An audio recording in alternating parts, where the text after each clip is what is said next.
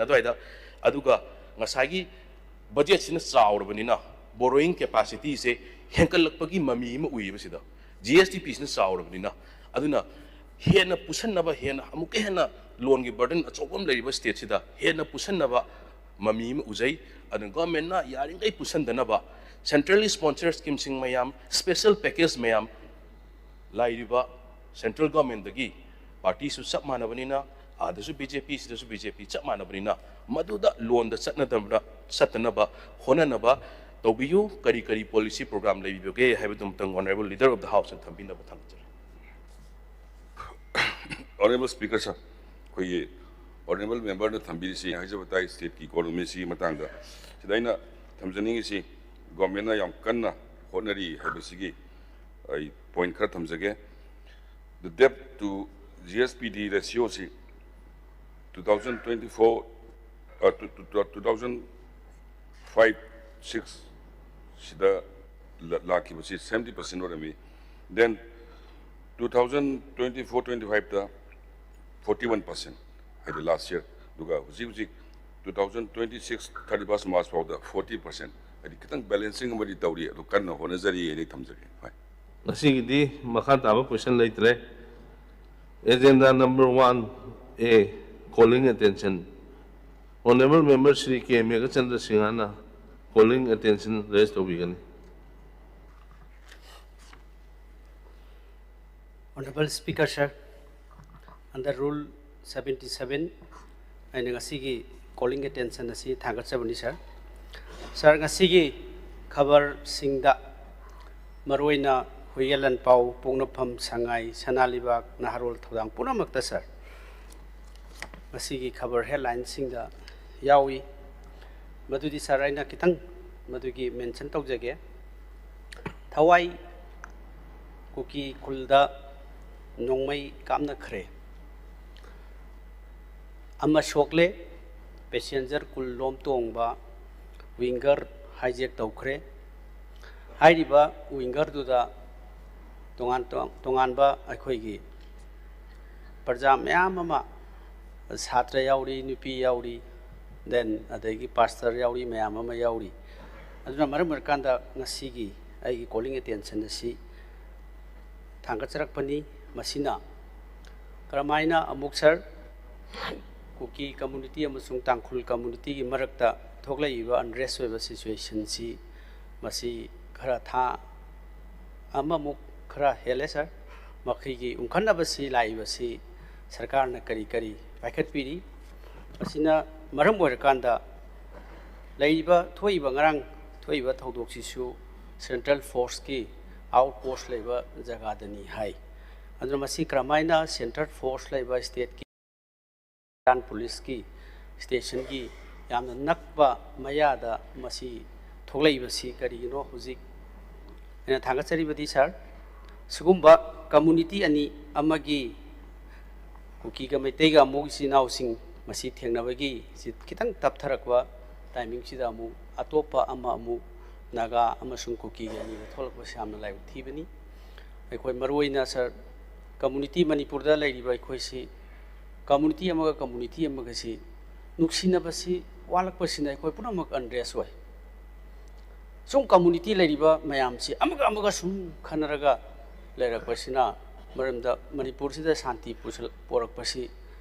अमा नत्रगा अमना डिस्टर्ब तौरकप खोलकप उबसिदा याम अलार्मिंग ओय लोइनना सर मसी लैरिबा मणिपुर एज ए होल लैरिबा कम्युनिटी मयाम सिंगसी अखोय नुक्सिनदबगी अमगा हेट्रेड इच अदर अमगा नुक्सिनदबा मयाम से सुम लाकपसी सरकार न करी करी पॉलिसी पाइखटपिरी अथुबा मेजर्स करी करी लखटपिरी असीब कया यावखरे हंदक युम कई मयामसु लितान की जगह दा थोखिब लैखरे असीदी सर हाउस असी फजना चथरीबनिना मसीगी सीरियस कंसर्न अमा हाउस की मेंबर खुदिमक honourable through speaker honourable chief minister leader of the house मसी फजना खनरगांदा मसी शांति पोरगनरबा मसुंग अथुबा मतमदा कूल डाउन तौननबगिदमक्ता सरकार ने करी करी पाइखटपिरी हाउस असिदा थंबियु अदुगा लैरिबा सर मसीगी ꯊꯧꯗꯣꯛꯁꯤꯅ ꯃꯔꯝ ꯑꯣꯏꯔꯀꯥꯟꯗ ꯄ꯭ꯔꯖꯥ ꯃꯌꯥꯝꯁꯤꯡꯁꯤꯗ ꯋꯥꯔꯤꯕ ꯃꯌꯥꯝꯁꯤ ꯁꯣꯝꯗ ꯅꯦꯁꯅꯦꯜ ꯍꯥꯏꯋꯦ ꯐ꯭ꯔꯤ ꯃꯨꯚꯃꯦꯟ ꯌꯥꯗꯕꯒꯤ ꯑꯋꯥꯕ ꯃꯌꯥꯝ ꯑꯃ ꯄꯥꯔꯇꯤꯀꯨꯂꯔ ꯀꯝꯃꯨꯅꯤꯇꯤ ꯑꯃꯅ ꯂꯩꯔꯤꯉꯩ ꯃꯔꯛꯁꯤꯗ ꯑꯦꯒꯦꯟ ꯑꯃꯨꯛ ꯎꯈ꯭ꯔꯨꯜ ꯂꯝꯕꯤ ꯃꯁꯤꯗꯩꯁꯤꯗ ꯐ꯭ꯔꯤ ꯃꯨꯚꯃꯦꯟꯗ ꯆꯠꯊꯣꯛ ꯆꯠꯁꯤꯟꯗ ꯈꯨꯗꯣꯡꯊꯤꯕ ꯑꯃꯁꯨꯡ ꯆꯤꯡꯅꯕ ꯊꯥꯖꯅꯗꯕ ꯅꯨꯡꯁꯤꯅꯗꯕ ꯃꯌꯥꯝ ꯑꯗꯒꯤ ꯑꯁꯤ ꯑꯅꯥ ꯊꯣꯛꯂꯛꯄꯁꯤꯅ ꯃꯔꯝ ꯑꯣꯏꯔꯀꯥꯟꯗ ꯃꯅꯤꯄꯨꯔꯁꯤ ꯁꯥꯔ ꯂꯩꯕꯗ ꯁꯨꯡꯅꯨꯡ ꯅꯨꯡꯉꯥꯏꯔꯔꯣꯏꯗꯕ ꯑꯁꯤꯒꯨꯝꯕ ꯑꯃ ꯈꯜꯂꯛꯄ ꯑꯗꯒꯤ ꯗꯦꯟ ꯂꯩꯔꯤꯕ ꯗꯤꯕꯂꯞꯃꯦꯟ ꯇꯧꯕ ꯌꯥꯗꯕꯒꯤ ꯑꯃ ꯂꯥꯛꯄꯁꯤ ꯁꯔꯀꯥꯔꯅ ꯌꯥꯝꯅ ꯁꯦꯔꯤꯌꯁ ꯀꯟꯁꯔꯟ ꯑꯃ ꯂꯧꯕꯤꯕꯒꯤ ꯃꯇꯝꯗꯨ ꯌꯧꯔꯦ ꯁꯥꯔ ꯑꯩꯈꯣꯏꯅ ꯆꯨꯝꯅ ꯑꯣꯅꯔꯦꯕꯜ ꯆꯤꯞ ꯃꯤꯅꯤꯁꯇꯔꯗꯁꯨ ꯉꯔꯥꯡ ꯏꯃꯤꯗꯤꯌꯦꯠ ꯑꯦꯇꯦꯟꯁꯟ ꯑꯃ ꯇꯧꯈꯤꯕꯒꯤ ꯈꯕꯔꯗꯁꯨ ꯊꯣꯛꯂꯛꯏ ꯁꯥꯔ ꯃꯗꯨ ꯀꯌꯥ ꯌꯥꯝꯅ ꯃꯗꯨꯒꯤ ꯄꯨꯔꯥ ꯁꯥꯟꯇꯤ ꯑꯣꯏꯈ꯭ꯔꯕ꯭ꯔꯥ ꯗꯦꯟ ꯄꯨꯔꯥ ꯀꯟꯇ꯭ꯔꯣꯜ ꯇꯧꯈ꯭ꯔꯕ꯭ꯔꯥ ꯑꯗꯒꯤ ꯀꯝꯃꯨꯅꯤꯇꯤ ꯑꯃꯅ ꯑꯇꯣꯞꯄ ꯀꯝꯃꯨꯅꯤꯇꯤ ꯑꯃꯒꯤ ꯃꯤ ꯐꯥꯖꯤꯟꯕ ꯑꯇꯣꯞꯄ ꯀꯝꯃꯨꯅꯤꯇꯤ ꯑꯃꯅ ꯑꯇꯣꯞꯄꯒꯤ ꯑꯃꯨꯛ ꯐꯥꯖꯤꯜꯂꯒ ꯂꯩꯕꯁꯤ ꯃꯁꯤ ꯌꯥꯝꯅ ꯑꯟꯔꯦꯁ ꯑꯣꯏ ꯃꯁꯤ ꯌꯥꯝꯅ ꯆꯔꯥꯡꯅꯕ ꯑꯗꯒꯤ ꯀꯝꯃꯨꯅꯤꯇꯤ ꯑꯅꯤꯗꯨꯒꯤ ꯃꯔꯛꯇ ꯃꯐꯝ ꯃꯐꯝꯗ ꯂꯩꯔꯤꯕ ꯃꯌꯥꯝꯁꯤꯡꯁꯤꯒꯤ ꯃꯁꯤꯒꯤ ꯇꯦꯟꯁꯟ ꯍꯥꯏꯒꯠꯂꯛꯅꯅꯕꯒꯤ ꯆꯔꯥꯡꯅꯕ ꯃꯌꯥꯝ ꯑꯃ ꯊꯣꯛꯂꯛꯄꯁꯤ ꯃꯁꯤ ꯎꯒꯅꯤ ꯃꯤ ꯐꯥꯖꯤꯟꯕ ꯑꯗꯒꯤ ꯈꯣꯠꯄꯁꯤꯁꯨ ꯇꯧꯍꯩꯗꯕ ꯊꯕꯛ ꯑꯃꯅꯤ ꯑꯗꯨꯅ ꯁꯔꯀꯥꯔꯅ ꯃꯁꯤꯒꯤ ꯃꯇꯥꯡꯗ ꯐꯖꯕ ꯑꯔꯤꯛ ꯆꯨꯝꯕ ꯁꯥꯟꯇꯤ ꯄꯨꯔꯛꯅꯕꯒꯤ ꯑꯃꯁꯨꯡ ꯀꯝꯃꯨꯅꯤꯇꯤ ꯑꯅꯤꯃꯛ ꯐꯝꯃꯤꯟꯅꯔꯒ ꯂꯣꯏꯁꯤꯟꯅꯅꯕꯒꯤ ꯐꯥꯖꯤꯜꯂꯤꯕ ꯃꯌꯥꯝꯁꯤꯡ ꯑꯗꯨ ꯊꯥꯗꯣꯛꯈ꯭ꯔꯕ꯭ꯔꯥ ꯍꯥꯏꯕꯅꯆꯤꯡꯕ ꯃꯌꯥꯝꯁꯤꯡ ꯑꯁꯤ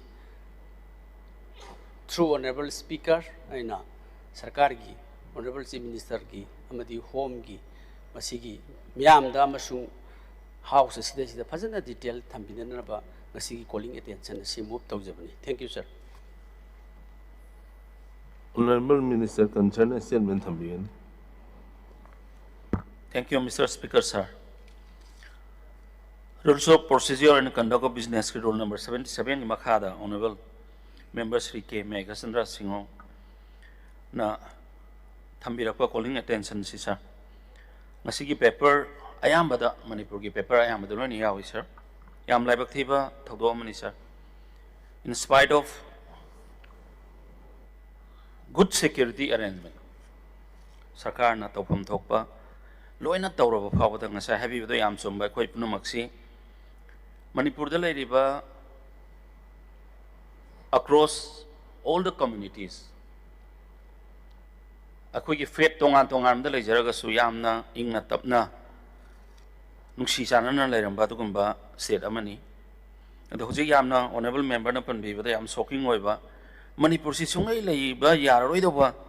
Zagam Dona Prasasing, the founder of Kamala, I have say. Asisi am not soaking over, Mr. Speaker, sir. Atukumba, I Wahayamani, and I Tamzani, and a quick lepak, a quick amatoina, Amaga understanding later of Matunda.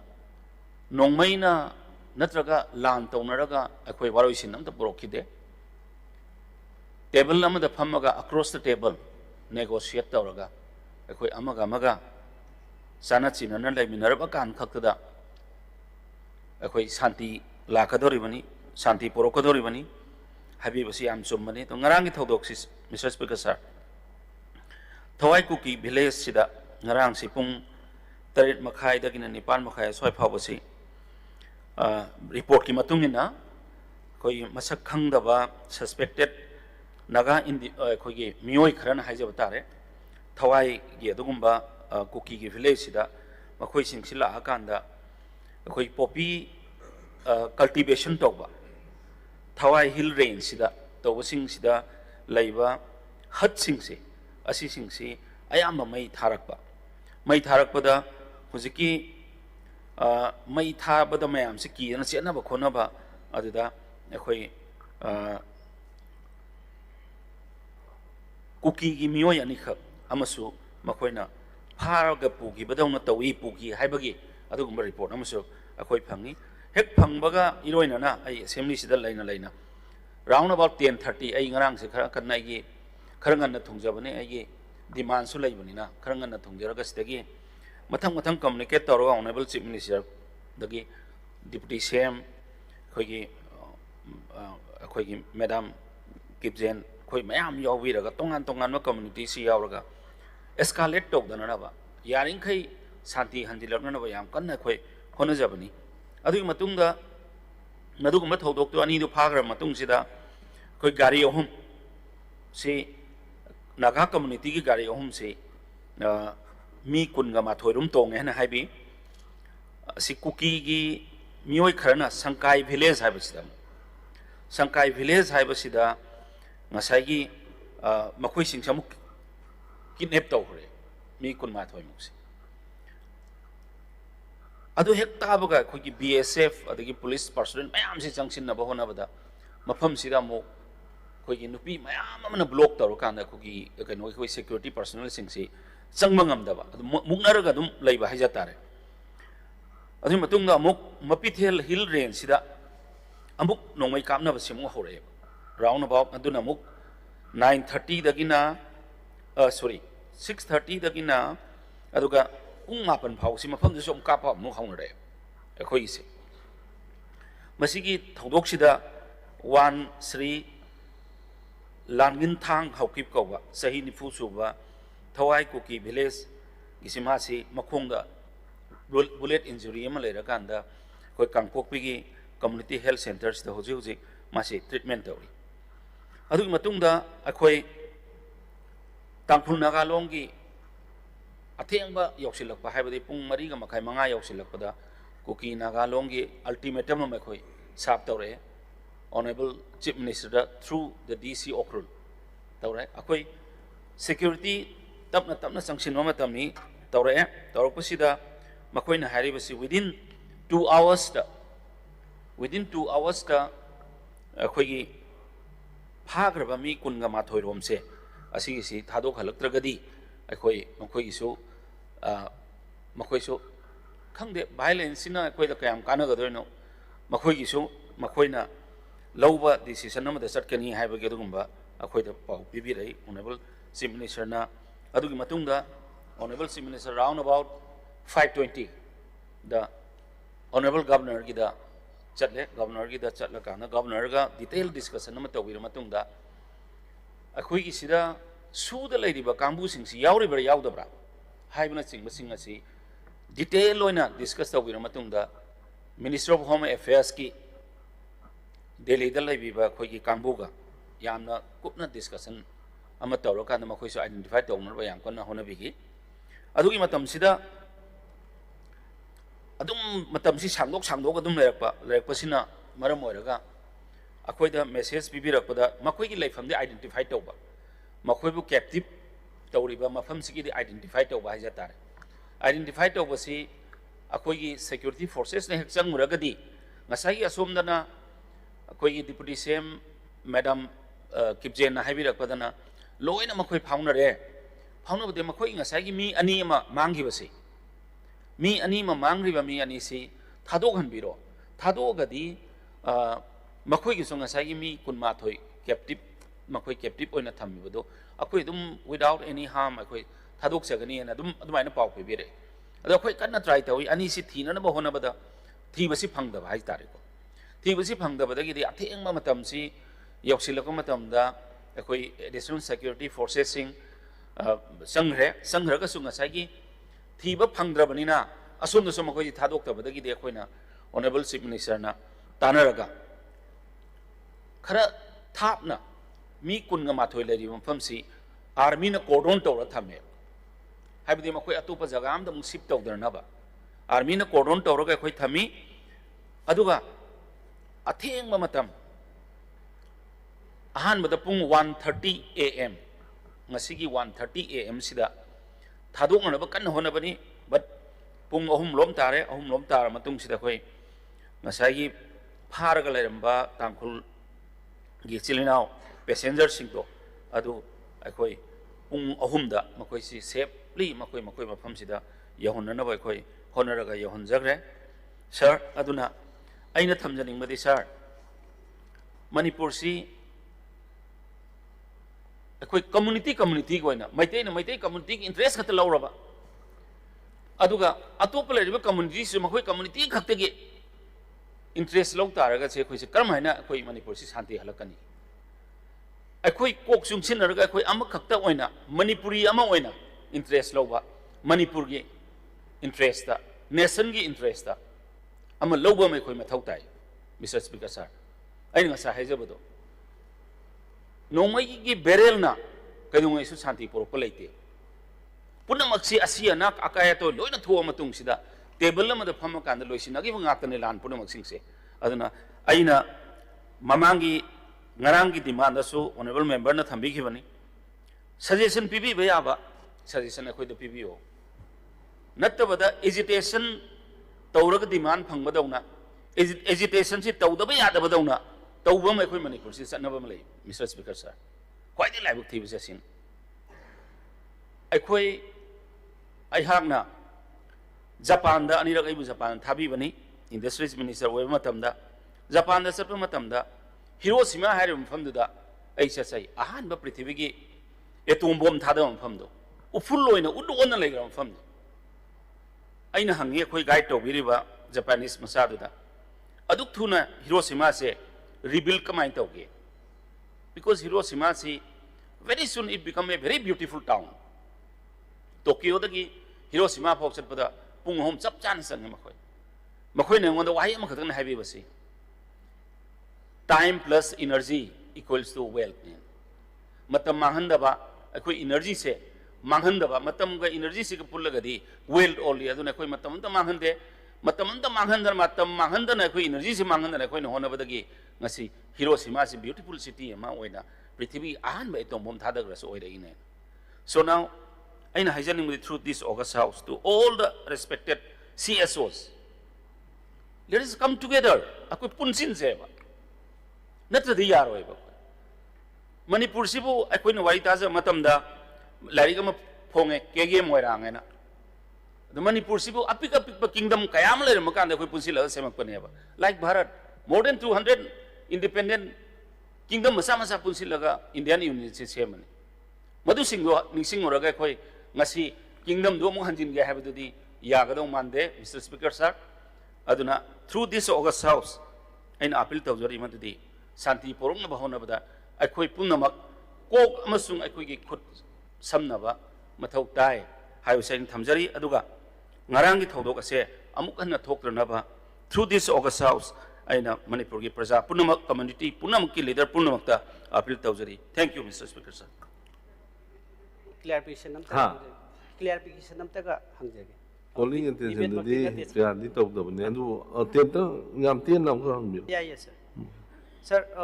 honorable home minister na phajana detail di thambi khare sir hojik si hojik ki phari ba sing to the board community gi kuki na akhoi gi naga gi phaba dagi Nagana cookie Papa Singloina, Moy free when Nagraba Tadok, Nagrabra Hibam to Kanging sir, do give details. Madam the henna scarlet or Tanaba. They an issue with the sir. Sanazu, whenever I want to have you an issue to robo. What's that some same point at Anita? Since my young interest in a debate in the tape. I need to tell you. Aziki Sugi, a mapan give us a Hoigi cookie Sinawi Sunagai Sinawi, Shung Haktala. Armsi Kutaloi Lane. Masi Gomena Loen Watergi Makada, serious concern of Torokanda. Kulai sings if Hazana Gormena from Jana Tamjan Bivama, I say, Santoning, the central government Gatana Viraga. Kulai Himoy do buy a soon in a Haragasu. Aduna Masigi Sisu, Asi Irang Siam Totanaba, Loen Watergi Makada, Santi Hazana lady and the so never leader of the house and so heavy in Nina. Low si Hazana strict of Unaba. I am got to in Nako and no Tamzi. Thank you, sir. Honorable Speaker, sir. I am the Honorable Home Minister na Haibigre. Narangi Todok Sida Samnayamna Kain is October Yaramba timing Amasu me. But I Honorable Deputy CM Binim Sabu Tagachari, then all the Naga MLAs, Narang, Pung Tara, Henbao, I say murder Paminadana, Sigi Sushi, Salt of Minabani. Then at the same time, union governments who are serious concern with Yangarang to the court, Aduga, sida leibiriba Manipurda leiba hujib leiba ki tuan ba Central Forces में हमसु लोग coordinate तौर कांदा say Thambi की दुनी कोई कोई हमारे उम्दा कोई समझंबा मी मयामा सोमदा फाजन की है बदु रासुका पंजाब में तारगदी यामने है ना सौथों में या बदु मयाम चंद्रा मधु थादुम नबे अप्रोच तो बुदा एक ख्वाइदगी सुनुआई वही नुआई तब तो दो वरसु दस मयाम की कोऑपरेशन दुगी नुआई बम दिखाओ जगी अदो सामना से कोई ऑनरेबल होम मिनिस्टर सुन थम्बीरमी मणिपुर दा कुंदारिबा कम्युनिटी कुंट्रा तरुक्सी कोई उया मणिपुरी है ना के काउथों ना तुम्हें तौरे इवन कोई मैते जो थाई ना मणिपुरी है ना मधो मैते नहीं सुनचत की कुकी से ना जो कुकी नहीं सुनचत ले नगा सु नगा नहीं चले but we should not forget that we are all Manipuris हाई बसिमा मणिपुर दा शांति लाखनबा फाउंडेशन नि आइने थमजनिंगे then very unfortunate कोई फागिबसिंग ngarang ahing thadokre aduga ani ma sina ngasi phangbadu khwaidigi laibak thibani so koi sarkar na madu case tu NIA da sinaragani case tu NIA da sinaragani masi amuna thoktana ba koi hona jage then secondly ex gracia as part the law is concerned adu su tawjagani and tentana I thamjari thank you House the Kayumba Matang, October Huge. Honorable members in a Kadmosan Sin Pibi of Comatamda, Nuntin Pung Ohum, Pawi Manu, the Pisan Birano Nising Jelly.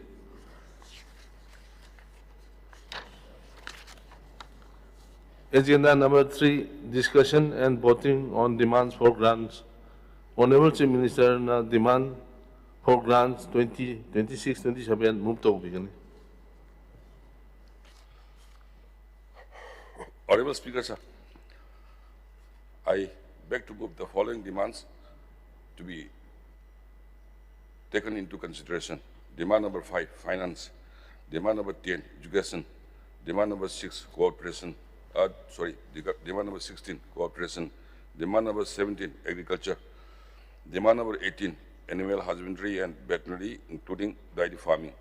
Demand number 27, election. Demand number 36, minor education. Demand number 38, Panchayat. Demand number 39, sericulture. Demand number 40, water resources department. Demand number 43, horticulture and soil conservation. Demand number 48, relief and disaster management. High river demand sing a sing manunda cut motion tangat pirak honorable member Sri K. Megachandra Singh. Demand number 5, demand number 17, demand number 40, amasung 48 Tanapire, Aduga, Sri T.H. Lokesor Singh, demand number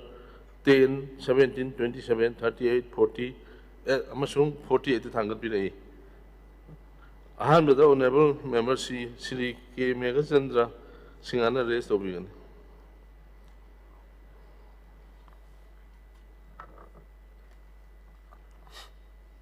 Honorable Speaker, sir, I finance ki da hanba serial da finance da thangchabani finance ki sir han budget asu khanabadi fajana khara khanagre adubu aina tentakna point khara thangchage ai conmotion asi aina thangchari bi sir finance ki awabasi loina di akhoi ure aduga fund mayam development ki kari mayam tawdaba su ure adagi kaithoktabasu ure sir agi point laksabada failure of the finance department to secure grants in aid under the award of the Finance Commission of India, that is the 15th Finance Commission, which is set to end on 31st March 2026 sir. Sir hujiki matangsida finance department amadi government sina tongan ba akhoi 15 Finance Commission ki si clear oiba picture ma khaktang ngasi khangba pami maramdi sir masigi finance commission award सिदा मणिपुर की 1000 समूक फंगदब सिदा particularly local body सिंग है तारे ADC autonomous district council सिंग area की अमदी urban local bodies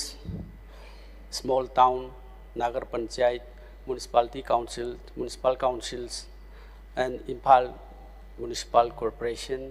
ma'am सिंगी urban local body सिंगी then PRI Panchayati Raj institution gram panchayat सिंगी फंगदबसी मसी फंगदना अदुम लेबा डेवलपमेंट तौगदबा तोंगान तोंगानबा tied in the untied funds तोंगान तोंगानबा लोकल होगी बॉडी सिंगना पाहेतकदबा डेवलपमेंट की होगी लंबी थोंगी agriculture related environment related ma'am सिंसी सिंगी अदगी अर्बान की पंचायत की एरिया पाहेतकदबनी sir so far as I know sir 629 crore सी अखोगी फाइनेंस की अवाब लेरिङै तोलोप फक्पीबा ngамदबगी अवाब लेरिङै इरांगी मायोकनदना अवाब लेरिङै डिस्प्लेस पीपल सिंगी पैसा पीननबा अवाब लेरिङै मरकसिदा 15 फाइनेंस कमीशन की अखोइदा ग्रांट इन एड ओइना फ्रीदा स्टेट शेयर सु लेगदबा नतबा हनगदबसु लेत्रबा अखोइगी फंगफम थोकपा कॉन्स्टिट्यूशनल मैंडेटरी ओइबा पैसासी मसी मांगखिगदौरे अदुना मसीगी यामख्रबा लोकल बॉडी सिंगना डेवलपमेंट तौगदबा प्रोग्राम मैम सिंसी मांगहनगदौरे अदुना मसी गवर्नमेंटना करी करी मसी फंगनबा देन मसी नानथोकिदनबा मिस तौगिदनबसी करी करी पाइखत पीरी लोइनना मसी असेंगबददी अखोइगी पंचायत की और लोकल बॉडी सिंगी इलेक्शन तौदबदगी पीदबनी अदु मसी इलेक्शन तौरकांद पीबा हाइबसी मैंडेटरी ओइबनिना मसी पीदबनी हाइबसी मसु लेरगसु अतोप मेजर्स हाइबदी पैसासी फंगहौनबा लेमना फंगदबा डेवलपमेंट की मैम अमा सी लेमना फंगदबा ओइबनिना गवर्नमेंट की अकक्नबा करी पॉलिसी लई पैसा से मांगखिदनबा अप्रैल की तांग 1 तगिदी 16 फाइनेंस कमीशन होगदोरे अदुना मरम ओरकांदा क्लियर पिक्चर अमा फाइनेंस डिपार्टमेंट सिना गवर्नमेंट ना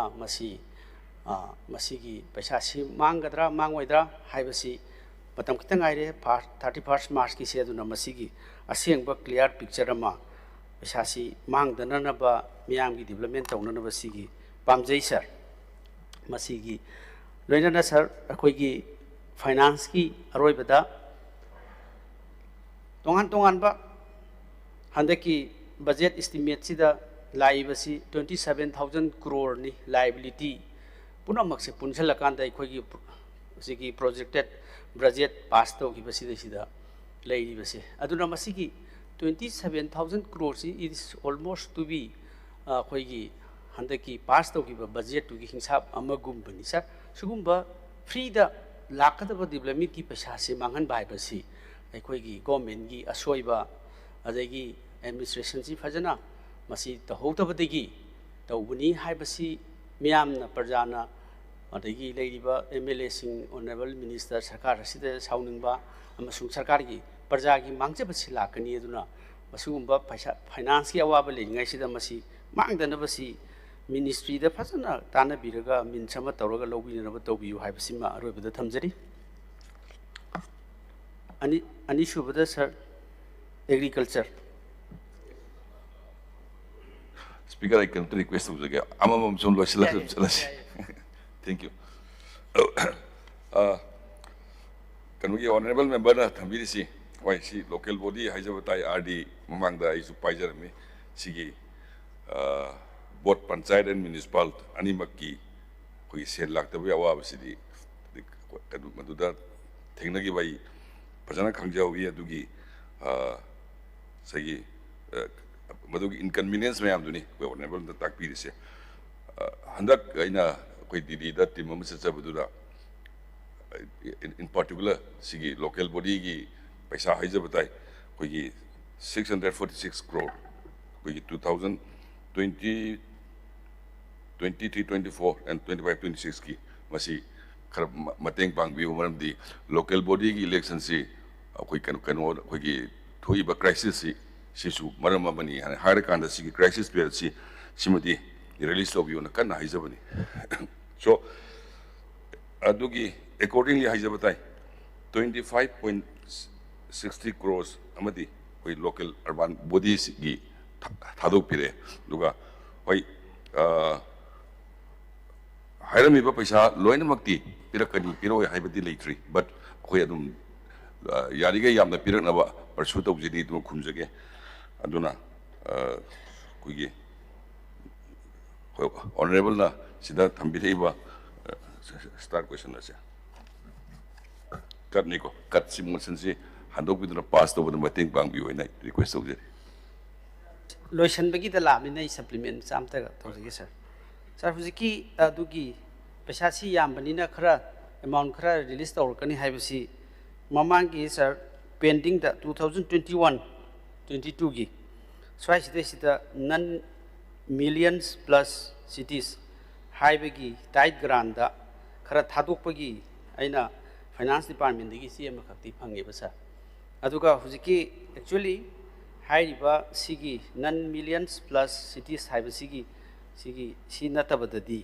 aduna aina clear exact clarification ama pamje hari sir masigi paisa si huge amount oibanina koi cabinet decision ama lobi gadra sir na aduga tawbirakan da ministry da fasana masiji paisa phanghodragadi haibagi wani sir madugi awaba duni sir yar sir hona biragadi am phai thank you demand number 17 hoidre mala agriculture gi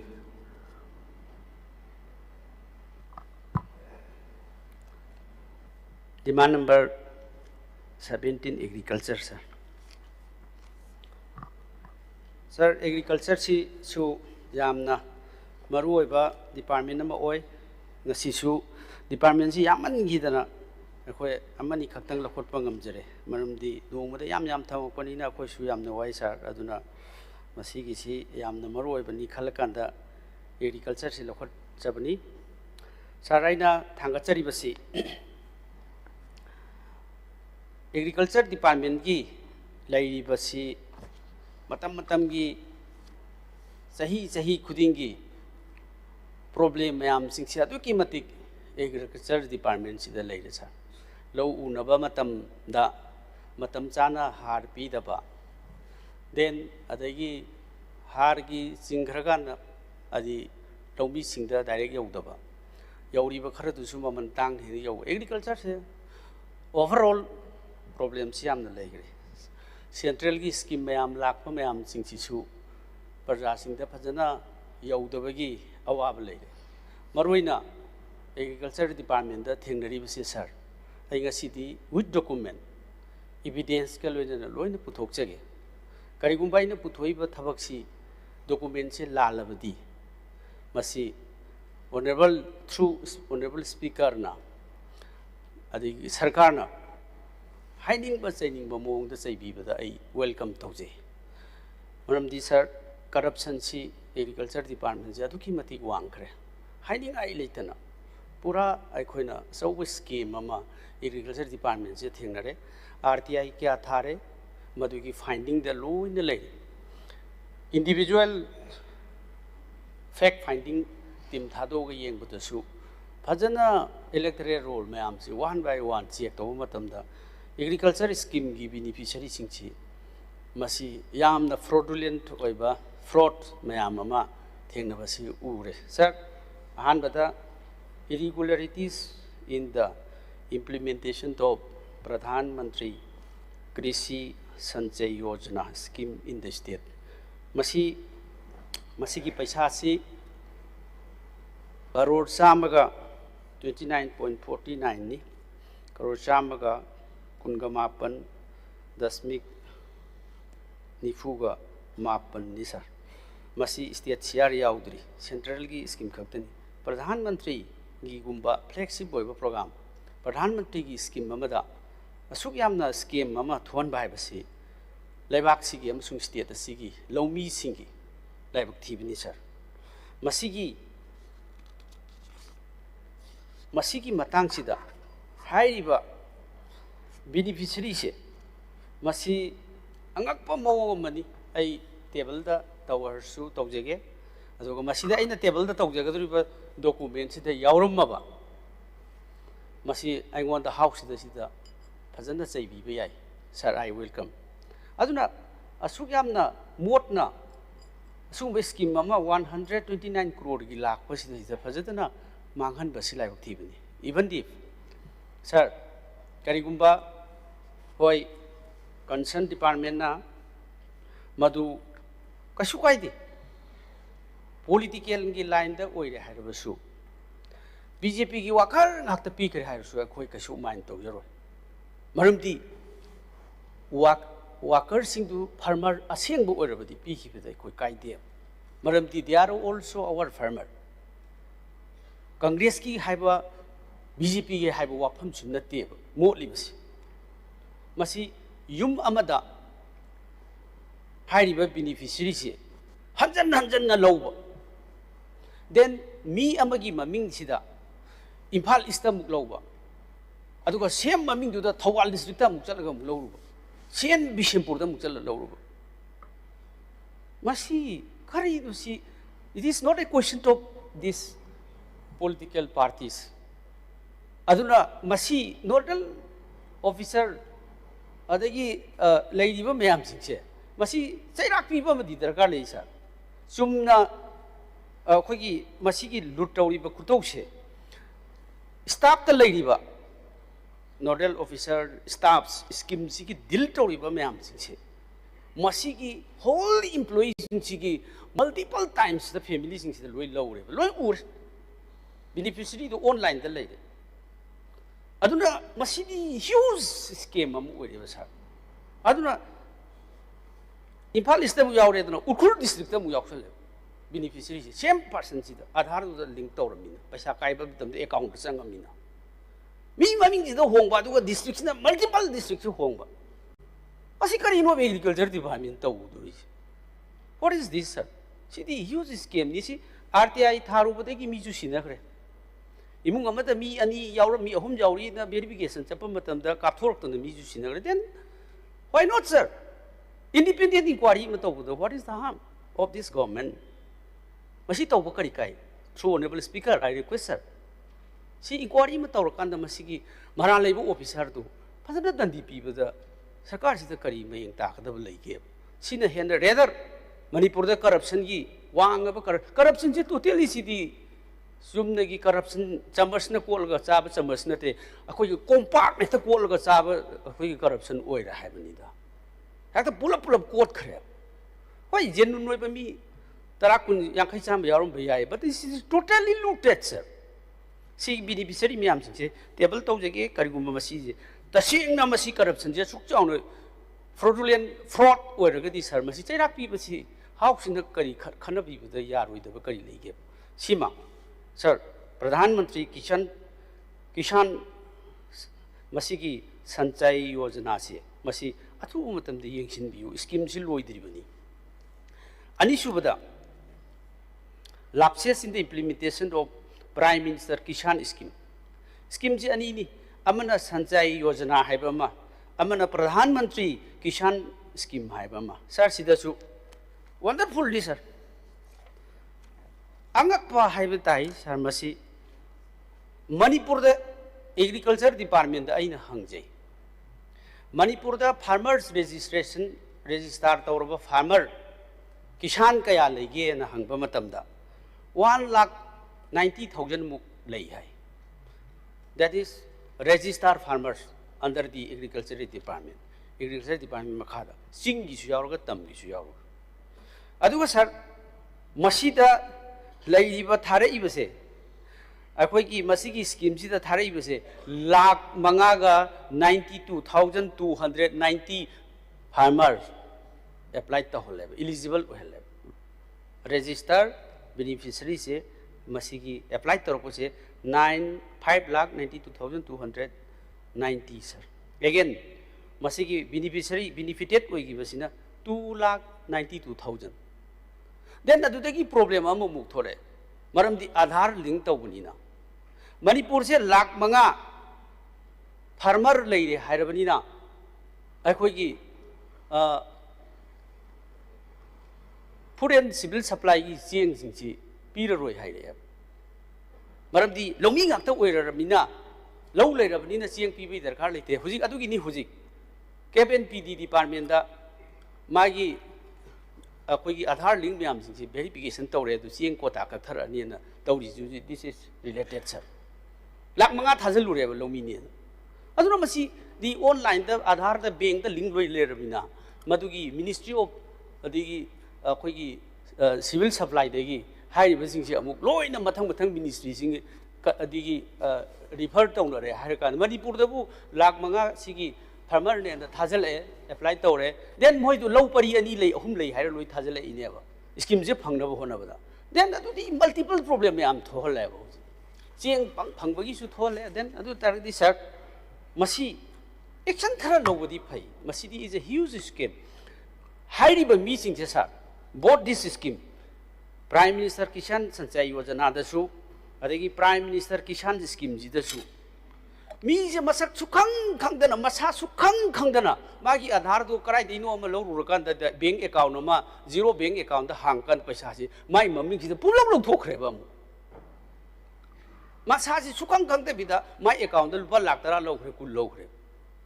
aduna madugi posi amuk magi EKYC to bukan da paisa lok thokre je mu khang pudi complaint ji thousands of complaint hai hundreds of complaints sigi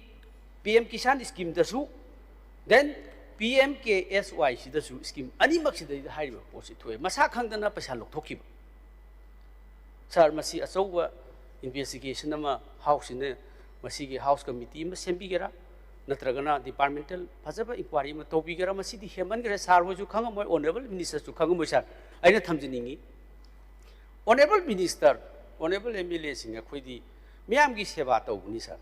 officer singche they are well qualified engineer IS MCS is makoinaga scheme ji karmaina paisa lut tawda ge hab sidi yam hai gre sir akhoina hai road khoi nungsi ro lari hai bangakthani na lut tawda su yam hai ba sir akhoina icham cham na projagi seba tawbi kiba development gi program ham no bi jaba moina tawba sidi loire sir sigi si hek u kan da sir ro kapning gani adu si inquiry tawbi through this house I request sir aduna masi inquiry tawraga hai scheme ani muksigi sima thambiragadi yamna phagani haibasi matungda scheme lakpu matamda officer sing hekta tawning basi tawba yade haibase ngasi afaba government anoba government sina tawbiragadi masi ai yamna thagatkani na ai thamjai aduna ai cut motion na se masi thangkachari base corruption se wangmun khre aduna isam chamba officer khangna daba MLA khangna daba mantri khangna daba mayam sing sidi scheme sing the chang bagi tanja leitre aduna masigi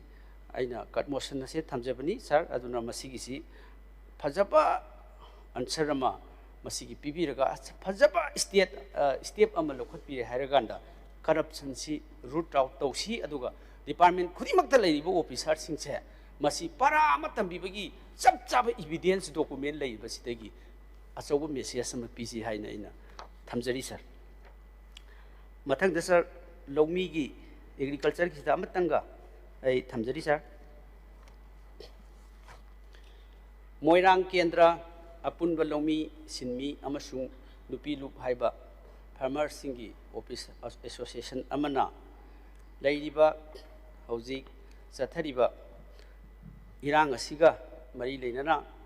lau singubagi phanghidraba adagi masigi koi changthok changsin yanadaba jaga singda madugi buffer zone adagi haidna security buffer zone haidna sum taw ko pasida lau si pari kaya lising kaya si yamna lau u kidaba khot kidabagi moina haibada sir honorable chief minister gasu unagari hai aduna bakoi si sahi ahum muk lau u khol pa yaraktabaki compensation ji sarkar na pini haibagi wafam khara thambiki ayu tahowi aduna yarabadi lomi sing ꯑꯃꯁꯨꯡ ꯁꯨꯡꯕ ꯂꯥꯏꯕꯛ ꯊꯤꯔꯕ ꯃꯌꯥꯝꯁꯤꯡꯁꯤꯒꯤ ꯀꯝꯄꯦꯟꯁꯦꯁꯟꯁꯦ ꯑꯊꯨꯕ ꯃꯇꯝꯗ ꯄꯤꯊꯣꯛꯄꯤꯅꯅꯕ ꯀꯔꯤ policy ꯂꯩ ꯁꯔꯀꯥꯔꯅ ꯃꯁꯤꯃꯇꯒ ꯑꯊꯨꯕꯗ ꯃꯈꯣꯏꯒꯤ ꯄꯥꯏꯈꯠꯄꯤꯌꯨ ꯍꯥꯏꯗꯨꯅ ꯑꯩꯅ ꯊ꯭ꯔꯨ ꯑꯣꯅꯔꯦꯕꯜ ꯁ꯭ꯄꯤꯀꯔꯒꯤ ꯈꯨꯠꯊꯥꯡꯗ ꯊꯝꯖꯔꯤ ꯁꯥꯔ ꯃꯊꯪꯗ water resources amamam sun loisina oh amamam okay thank you kedugi ye honorable member thabi se is a very serious concern maramdi koi state ki job revenue ma agriculture si oi ni sida soin danaba koi thambi bane ne khanjai samna so foreign man da hojik phangjaba keroda oi RTI activities mana 180 crores is ki 2022 ki scheme amagi tigatar madu sagi stock pigre tigat pa chalu da kapthori khothori na but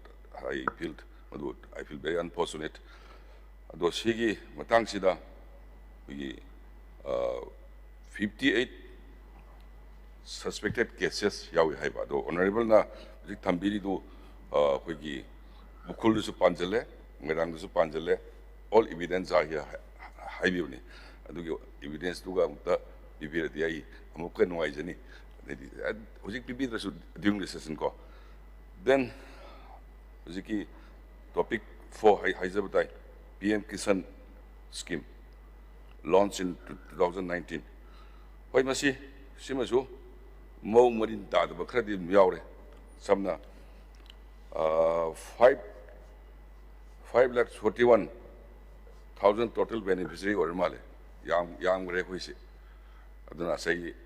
FCI da jeng handaro hairi colleague guys masi adum reasonable kar oil tourism the sai sina yamna elaborately haija da vida asoi ba khara di lai re khangoni na e masi hoye departmental inquiry ma ai tawjarage next sagi koige honorable na thambi gi ba koige compensation koige affected farmers singi ado si 2023-24 irang yamna kanba matam dura idi 23 dege hobudi 23-24 sidi kwai degi irang kan matam ni sigi matam sida ko affected farmers si koigi masing si 5,808 affected farmers ki list thagalai madu home department su satne yengjalakanda 34.13 crores bigger then again 2024-25 the recently phangmani hujiki farmers sigi mui demand se khwaidagi irang kanba matam dudana 5,508 house kanogi farmer oiba irang khar pharakan sina 10,286 farmer mungwele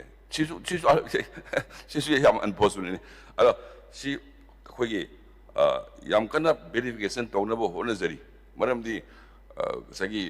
reasonable oidaba manda posu thajal lorga aidi yaraktraga koi punna wamina desokudi kaidu sigena si khana jabagi part amani ana sidi matam khara pibi na bai honorable da request dawjari thank you sir kisan gi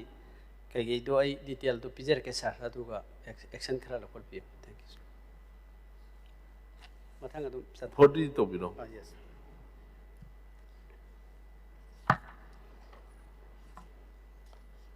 sir mathang da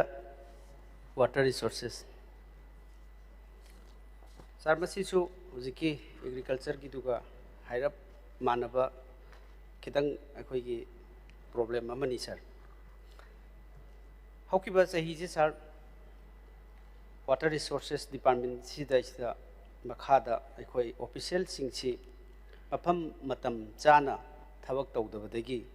ising isau ahumlak thoki sir masigi mek larba khudam di sir aina makhan mafam turen akhoi gi Imphal river Thawal river mayam singsi dam si kai duna dam hangdoktana tholakpagi akhoi thodok kaya laikre adagi dolai thabi gi gate to mafam matam chana hanghautabadagi overflow tawduna gate to phakairaga akhoi masi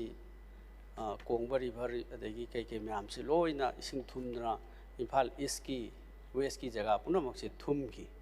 madu suaina inquiry ama report ama yengjabada department ki dam puba miduna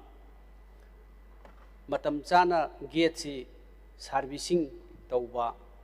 adagi yadaba sing semba khotpagi report ama official file ama tawba matamda akhoi gi department ki head tagi madugi initiative lawbiraktabadagi ising che taslakpa matamda thong hangdok hangjin du repairing tahodaba semhodabadagi thong ji hangdokpagi upai lehodadana hangdokpa yatadana overflow torkandi gate phaaga paithorki aduna ni masida hangangi adagi ya school gi somda khoi gi Imphal East ki saruk sidai ising pura thumgi basi masi because of this failure of the department aduna masi masu thoki ani subada sir Thawbal akhoi gi multiple purpose project si ai isamak chatlure official yaw then masina thumbi basida mi siba yawna masi thumki sir masi thumki basi masigi ising ichausi main made khusemgi adigumba ising ichau amani loinana masigi masi artificial flood amani akhoi chahi amasida ahum lakchau masigi maroina Thawbal dam gi se sir official sing kari sport ai chief secretary respective chief secretary dagi tour program ama toroga isa chacharui aduga chalaba matungda mafam duda leramba miyoi sing in presence of the officials ai phajana press yauna wari watai sadana tawi maduda dam gi singi isingi level kari phajana level sing du phajana monitor tawi akhoi check tawi cross check tawi kramai soi hibno haibasi char dam si chamber mari lei chamber mari si hek nong chuba horpadagi chamber amadum hangdoga ising se thadoga dum cheli akhoi honorable member hoi oja Shyam Kumar gi kendra suni aina mafam du thumgi ba mayam du mi sing su unar jarai loina masigi ising chawba numitsi honorable prime minister lami nongalaga ni ising chawba tawkis adu dai du da aina madugi water level gi matang du da phajana ai check taw matam da pung amaga makhai si ising tabagi kari sir loina magi akhoi gi level gi tha amarong gi level si dam gi tongan ba rules ama policy ma lejai ising chawbagi phajana monitor tawba every day record taw ko pasi loina madugi adagi den ising nong subagi rainfall rate phajana monitor tawraga lei aduna masi tang tara mari sida pung amaga makhai taba swaisida sida masi han amakhak hangal ramani adagi den masi matamduda executive engineer su damda leite ising chawrokpa matam nong churokpa matam sida leite chuti chaki hai aina sport verification taw chappa matamda adudagi pung ama makhai dagi thongse mari makse pulap one time da thadarak bhai tar masi thadarak padaidi pung manga ki ama makhai dagi na ama makhai swai sidadi akhoi gi ising se yamna pikna adum mina lanthok lansin jari ba turen adumaina lerambasi adum masi pung manga swai sidadi akhoi gi amukta thoktriba Thawban turen Imphal East ki andro kendra wangkhem kendra Thawban kendra den sonda Imphal West ki wangoi esi ade te kai loina masigi mayam jingsi pura akhoi gi food ani ahum hana leiriba ringban river bank si mathak si overflow si tawraga asai suddenly get mari honorable member point do na lang pino point si kitang Sir, my narrative खरा पीदरदी यारोइदबा खरा लेरे Home the Susuma. Sir, koi conmotion je ai tom ngang je adu khara matam pi be ya koi nong ma da su department je tara mari tok sele kari no koi tok do je koi je Matam yam bijay. ya pi ke da mi sar sidi si discussion yaw to di kramai na cut motion pass tok do aduna masi ai point repetition tok je roi aduna lai ba si sir asi gi overflow si tok re then adagi tok dagi shoi ba si adu ki matik sok re sir masida soi basi lau pari lising kaya mangre ngagi form pham tha sahi ma ngayo ko da lak am khak phangje da ba yolaga pura mangre gari tore mapan da gi yum maya da leibam gari car jcb truck mayam pura thum adagi yum thum gi ba mayam hok sa ba ngamtri masi achau ba use loss am ni sir masi asuk adagi then as per guideline, thong si dam achauba ma thon gi downstream upstream si ka changba manaba mathakta downstream gi changba manaba ma downstream gi upstream gi changba manaba missing body si upstream da paira lei dim som da lehori ba downstream makha da lehor si ki changba manaba ma water body mathakta lera si ye si pulap thado ga di mi si ro hai brai ba sibu kari failure no then Sing thadu pa taragadi announcement na matog da bne TV da radio da khabar da haying sing thadu ni sing chaw khale hai da tog da bne ba madu mandatory ne ba masi kari ki tog dim no akhoi pulap amukta da thadu re gari punamuk thungre yum punamuk thungre nga pukhi loina thungre lau sing loi thungre lok pa ya ba pha ba ya ba mayam nam phadu ho sir masi is a very serious question sir masi kari ki management no masi ki lady base aduna maram kwanda thamjani sir masi gi failure si aina PIL ma high court chali PIL masi tawre aduga aingonda report ama pirakani haibasu pirakti aduna masi sir athubu matamda masi gi PIL ama thagi si court na su order pigre order pirakanda masida aina adugi chief secretary na CR lawa akhoi report ama khak aingonda di piraktri adu boina phangjaba source ta hairibo official sing committee sina water resources ministry gi member su represent torga yaure state ki su yaure then aduga sir masida hojik leiriba chief engineer sina madugi maramda report ama pirauna hairagadi hairiba tholibi department sina tholibini aduga chief engineer duna mu report piro hairagadi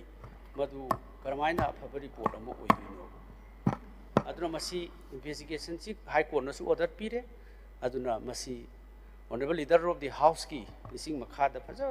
masi gi report ama pami maramdi sokriba mayam jingse sarkar na compensation pibi wafam su hoji thoidok na ude pige bigi wafam su leite soiba mayam jingsi gi damage mayam sing chahi amado ising ahum lak cha holli department si karamaina aikoi asigi department si ki makha da ising control flood control tok duino sir ani suba point da sir masiki department sina ising chawbagi mafam matam chana chana lokhot kadaba nong lakadore hairdi ringban akai ba crack laiba semjin bu khotsin ba mayam si check tawdaba se tawda na sir department ki official singse thika minded tatum tawle la sir aduna masi athubu matamda serious view ama hairiba department si de yingsin bidragadi aikoi mathang da su sahi lakadori ba nungju thasi lakadore mi tha dagi di commissioner water resource na report amam loi pieba dams leiba wherever it is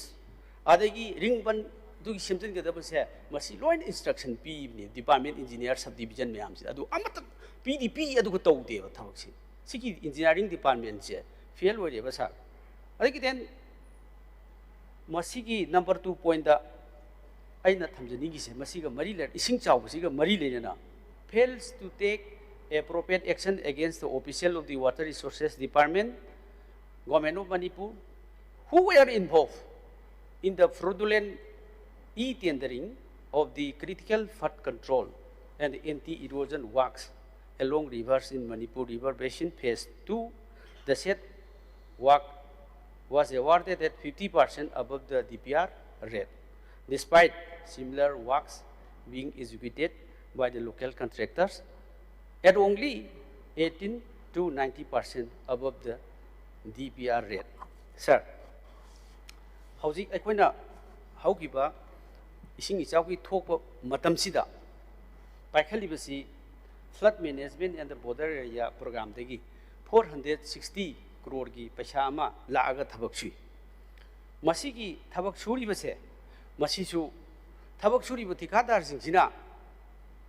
department gi mini hai ama heta thikane na lai aduga den sar Thawan gi handaki dam thada basida sida how khamamang kauba khunmai gi lei returning wall chalame returning wall chanbada ring bandu loi tawkhai da chalini aduga returning wall do challa kan deida laibak to haijalam dramina ahan ising chaw je kendra da how khamamang ne masi hairiba masigi contractor se masigi contractor sina thika suraga ising je ai gi kendra da how khamamang sida whole how ka Thawal college de gi sigi lopak mayam se loi da low sikri ne masigi contractor sina returning wall no chalam kanda madugi tawkhai hibering bunji tholam de. What is this? What the engineers and SOs are doing now? Chikari no base tika to me duga returning wall circle loi ising cha hola koi kendra low loi si halle si ai gi kendra khakta nati ba sir. Almost all these masigi construction work sing che sara duga masigi haiba 460 crore se masigi sidai sidai yamna ngai ba se sir. DPRC da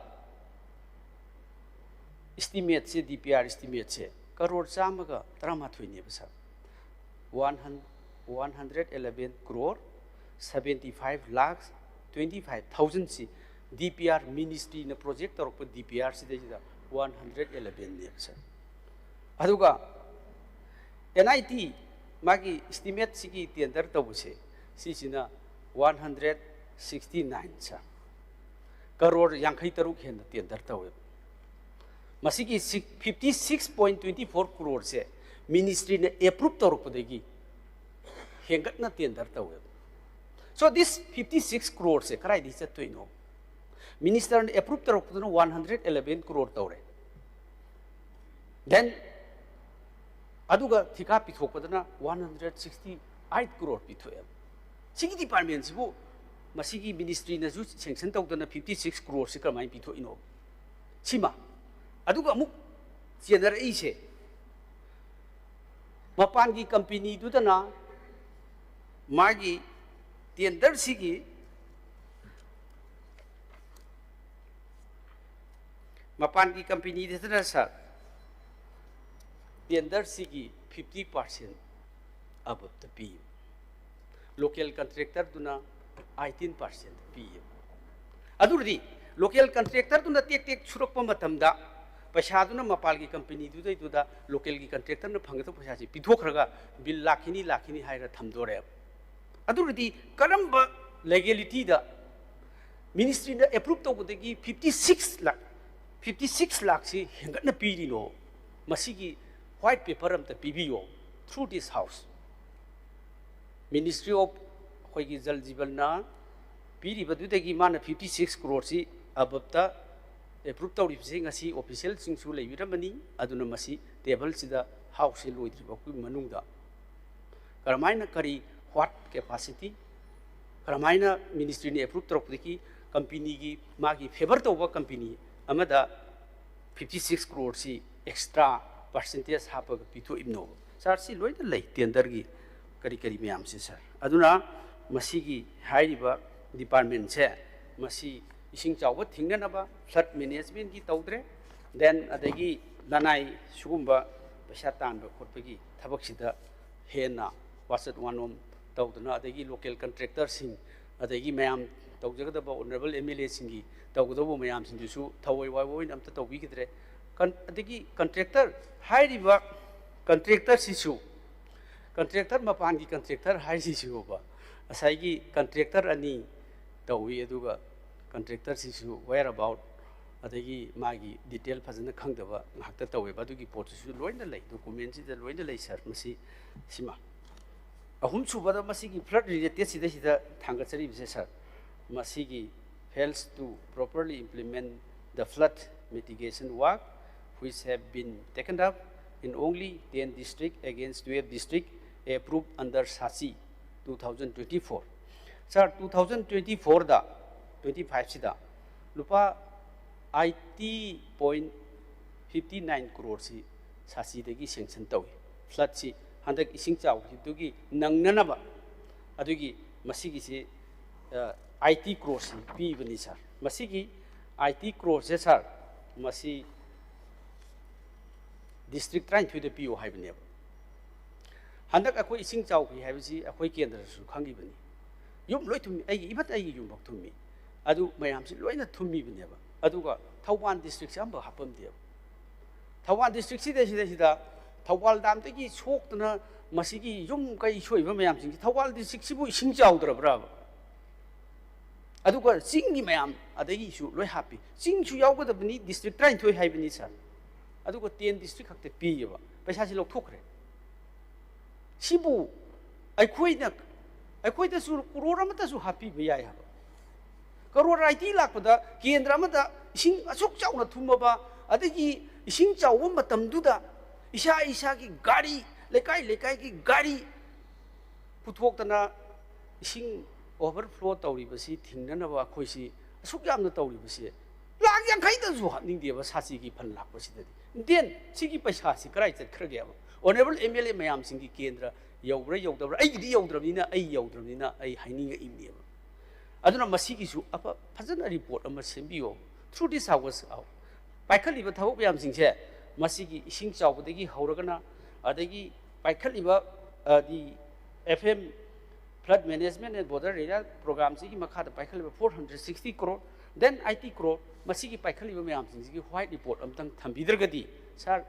masi leiba tendering tawbo khopagi lana IT 56 crore bo ministry ki ayaba yaudana tawraga pithoi bisi sir masi achauba asoiba ma leibasi yengsin biraga house da white paper amtang thambiu adu phajana investigation tawbiu high court ki pire thawai wa wai na tabidi akhoi ki MLA amana ising chawbu da so e hajana PIL tawru bosi bakta akhoi da coordination tawbide then masidai da phajana matugi matu da paikhan basi si tawrge kolge haibasu haibidi de kari no tawde hi jum kai kya prajana di huji MLA sahib nangna ising chawbu da yum sing di yengba lame aduga lupa chama da su hapang am da ba akhoi na hujiki ising chawbu si sarkar am leibagi artha si kari leidino then sir aduna maram morkana masi fair investigation ama tawbiu aduga masi justice delivery tawbiu aduga masi mara leba official singsi action lokhot pinana ba soidana anoba honorable chief minister na masi paikhat pigini haibagi asetba in thajaba thamjari sir masi hana singdok pigadra sir Honorable Speaker sir koye September 2025 ki sing chaw gi bai tai chigi ne koi honorable thambi se loina mak sing chaw matam sti turen khran nak pa honorable member me am di kai su hing am da tum ya koi su ai su tum da sum theng na gi bai tare ado matam du gi numin ini nong leptana su gi buduna hengalak pe sing du su maram so ma sum oigi sum isana sum ai theng na zo bada oi dang gi matang du su yam kana tum mayam just kareni dam si sum maram mani du wada mayam lo ngang na gi ngak tinis mai ai ja tare the swai sida sing zo wi si kaim kan da tambang am da dwang tawi duga singi district ani da su ukrulga kamjong ga lumini ta gi bun nong du kogi sing da taraga sing di som da hidarak panina sahi manga sigi manum da khwai da gi rainfall gi kanmo ba yam ta gi ba matam am jo gi ba hijab tare aduna bai mathang da kari kai no thok ta na bai sum yengjan jana ba yam serious concern wena honorable gi du luxury to any super topic hijab tendering for flood control work phase 2 I thoroughly yengzare ngasai koi honorable na bi 50 something crore hengali haibadu haidi DPR se saba matam da 2017 da saba aduga kanona koi gi tender si 2022 da tawni na 2022 gi MSR da hot pa oiba and at the same time sidai DPR do sagi 27 da sabni 2017 da sabni 2017 gi rate to da kano 2022 da su taraga di quality maintain do to gonga mo na department na di kano gi koi gi MSR 2022 da hot pa so aduna adugi matang du di kai kasulai tina sengdok sage aduga GST revision amadi tawgi GST revision tawsi hana 12% or madagi 18% orektana adugi kanogi revision amadi tawgi nei thamjage aduga sagi district tara da wera me train thoi das gi sen kairaga ena haibi budu hoi sida ai honorable gi kendra da yaugi de just ai khangjadre duga mamang da yorum da bale ga su sei kano sing hoi engineer sing pambiri ani pambiri ba sida opposition natraga ruling ai balite praja si samana wai ko gi praja angtani madu mathang da chitha da na ba tobi wai sima thamjage duga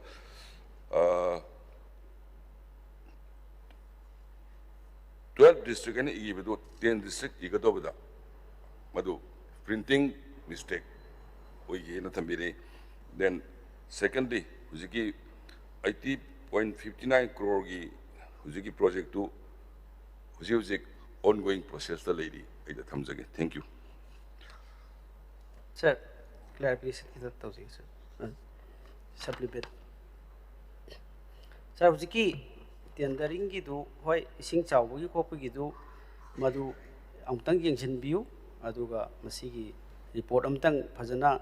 house da thambiba yagadra simaga aroi boina thamjari sir then sir hujiki tendering gi se masi sarna haibidi badu madu ahoigi schedule magi kenoji 2017 gi MSR gi da ahoigi approve tawrkhibani then aduga 2022 gi masidesida apply tawraga madu adu tawkibni haibdu yare na khalasu ahen ba paisa du di ministry gi approve tawbihibra number 1 number 2 da sir sigi paisa du hengalaba matungda hairiba mapan gi company du di 50% above the DPR du the PEB aduga local contractor du di 18% PDC kari gi no sir adudi there is certain akogi bias sir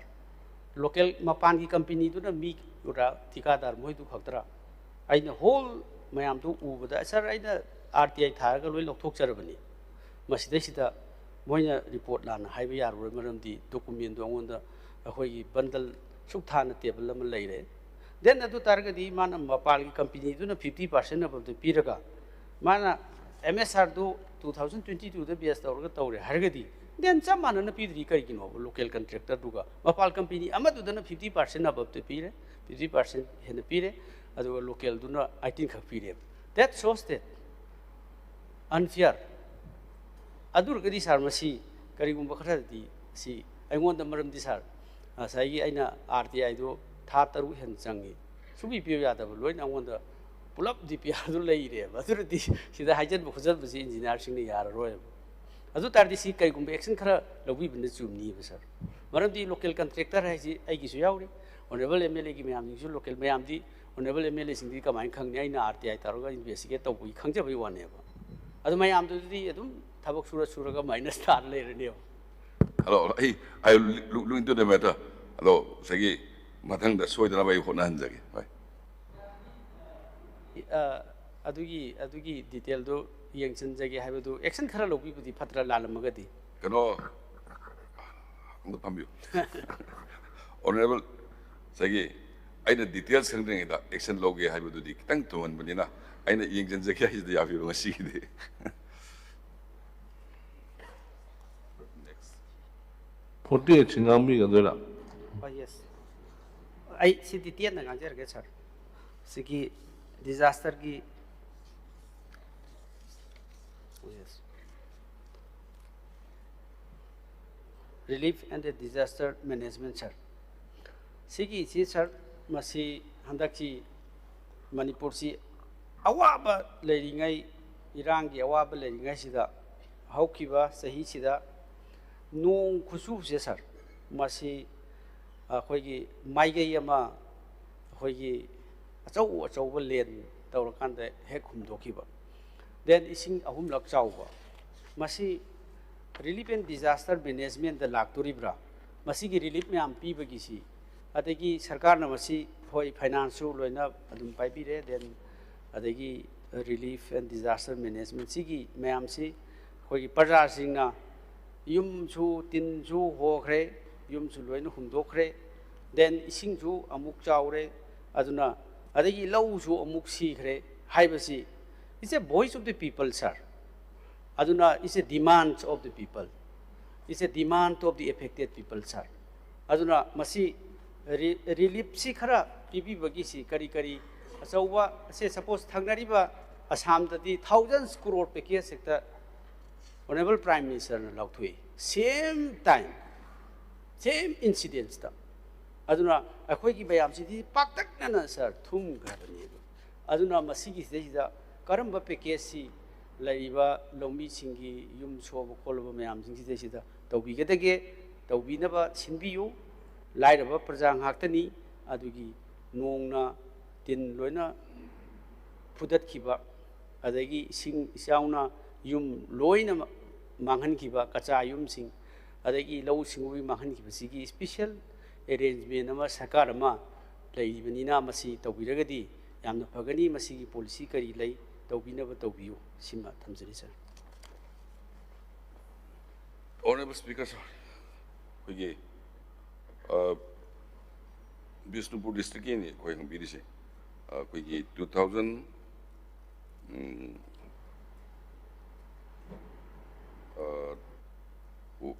we Kanuna hailstorm that 2,872 families, Duga 2024 Tokiwa do Shima Tangsida Lupa Koro Daruka sing Kuntradi Kaitoki Belegre Duga Makata Bazu, it two Nick Zinzerga, a Pangana Wanazaki. Thank you.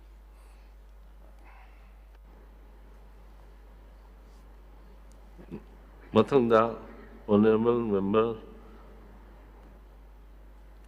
Sri Lokeshwar.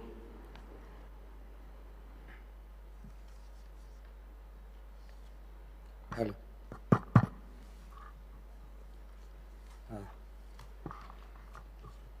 Sigi kanaba demand si yam yame nan demand si 1 2 3 4 Demand yaman din ha. 6 7 yame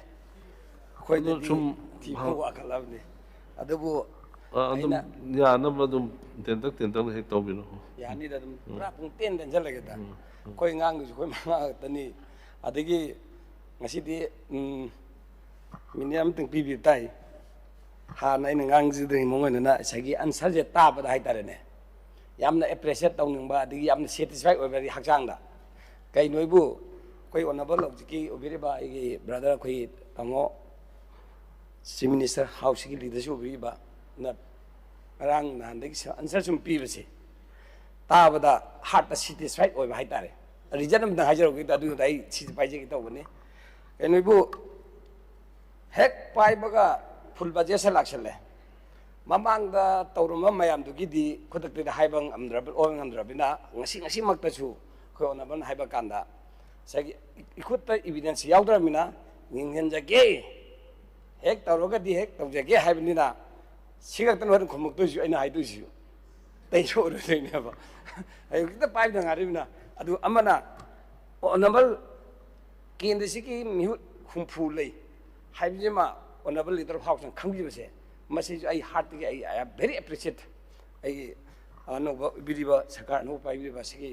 leader house आई थगचरी कई नोबु सिजु हंदक केंद्र बंगी MLA अमम लई हैना खोइदा notice तौबिरबसे इनी programme Semba अमा डेवलप तौबा काइनोम तौसु ताकपिरकपासे हापी लेदम तोंगा मन रूलिंग ओपोजिशन खर खेना दोरपोने अदुबु केंद्र चाखोतना केंद्र यांखेपन चाखोलगा मणिपुर चाखोल हाइबे याबे नतबनिना पुन्ना मक्सिंगसे ऑनरेबल मेंबर सिंगा ताना तौगदुम हौजिमक हाकी जस्ट मिन खरगी ममांगदसु होल मेंबर सिंगसे हाइदना हाबिहिबदनी अदुना सुमाना तबीबसे ममांगी सरकार अंकल इबुबी मतमदसु हेक्ट ओपोजिशन रूलिंग अमता खाइदि मतम प्रोग्राम हाबगे कौदना को नोई करी वाली सी तौरो सी हापसी सी तौसी दिगी अपॉइंटमेंट लगो मोटरसु नोई करी हाइनिंग तौनिंग लोइन को फामिन तौगिबदो निंगसिंग पय वांदा अदो यानी सिदा हंगौर लोदे यामद्रो सी मतेम हाइजौगे तौदा कंगरांग नान हाइजद्रमिना बा अदन हंदक सी समाइन तौबिरकपसिदा ओपोजिशन रूलिंग खाइदना एमएलए हुमफुमक्से केंद्र सिंग मपी पांगतनी अदुगा केंद्र हुमफुमक्सिना मणिपुर इमालेबाकसे सेमनी स्टेट हाइबसे निंगसिंग बिबा तौबिबा दुगिदमतदी आई थगसे हेदना ई सुमाइना अहमदा थमजगे नाउ हनबदा आई जे डिमांड नंबर 10 एजुकेशन सिजु हविकसे हंगबदी याम हंगदुरिनेबा हाइदुरिनी तुगा कत मोशन थांगदुरिनी पैसा सु याम यामे अमाउंट का सिजु तसेंग हाइदुरी एजुकेशन से करी हाइना 3,077 crore 41 lakhs 43 lakhs 14,000 ने सिदा ngasi pass to education da saida aina han bada haise irregularities in transfer and posting of teachers and lecturers, then lack of quality control of infrastructure of the school and colleges sagat badai tare aduga topa kharaga hawikse education chakotra di it is this is a cotre country use a cotre has a quick no oina khang aduna aina transfer posting is important and low easy handaki mamangi sum athai this is so the lam adubu chhatra sin mi samaj to lising leba school government school la adudagi MLA highway यादे नत्रगा government authority highway यादे न फजना ताक्तबे ओजादु लोकथोगा school और college बेटा मंगलम सिगुमसे मसी करी step लौरगा सि थिंगोगदि हाइबेदि वखल दैना सिगी cut motion जै थांगचबनी अदुना से एग्जांपल अखोय सोम higher secondary example TG higher secondary अदुगा सीसी हायर सेकेंडरी अदुगा कोई जॉनसन हायर सेकेंडरी लमलो हायर सेकेंडरी एग्जांपल खरगा तंग हाइजे बवानी छात्रसी अखोयदा आइगी दमा एग्जांपल अमना इहान भाइजेगे सोमन हायर सेकेंडरी 2016 दगी हेक तरकपदि ngasi बोखदा निन चत्तदना फर्स्ट डिवीजन सेकंड डिवीजन गलोइना हाइतारेने छात्रसे ख्वाइदि वांग ख्वाइदि पास परसेंट वन मामांगदसु एवार्ड फंगरिने अदुबु ओजा दुबु लोइना ट्रांसफर तौथोगिबा अफाफा ओजाजो खांदोगा टीजी दे थाजिंगिबा अदगी जॉनसन थाजिंगिबा आइन खल्ले रूरल एरिया दलिबा एजुकेशन सेक्शन निंगसे मासे लोइना डिस्ट्रॉय तौर थमगदा आइन खंजले मरमदि हाइजरिसे थाबंग साखि उलपनि हाइजरिसे मासे पुनमक्से थोल हाइबा तारबदि एजुकेशन विभाग त पुबरिबा होल हायर रैंक तलेबिदिबा स्टाफ सिंग हाइतारने से एग्जाम डायरेक्टर कमिश्नर मरुइना आइना थ्रू अगस्त हाउस दा हाइजनिंग से ऑनरेबल लीडर हाउस पुनिंग सिंग जैसे एजुकेशन द पारबा आईएस ऑफिसर सिंग से फजन तो बिरंगनी तौसी तौबी अदुबु फील्ड दने मसी स्कूल से कमाना चलाइरी करमाइना स्कूल से छात्र कमाना करी पुथोई कॉम्पिटिटिव एग्जाम याबा ngangudaba छात्र मसिंग कयम लैबि जानो गायदना मागी एआइदना डीआइदना एडिशन डायरेक्टरदना कमिशन सेक्रेटरीदना लोइना फमिनरगा ए मसी स्कूल सिमदि गवर्नमेंट दौत हाइदन लैबसे मसिंगदि फाललसि गायना खल्लगा फिदम नबा याबा सेमबदा तौबदा करी अकाइब लगी अदुगी दमुत नत्रबा मोय तोलोब जारिदो अदुगी दमुतनेबा सगी ब्रेक पोस्ट गाड़ी तौदना लेगी फंग हक मैम मोद मेनली तौरीदो अदुगीदमत नत्रा अदु ओइबरगदी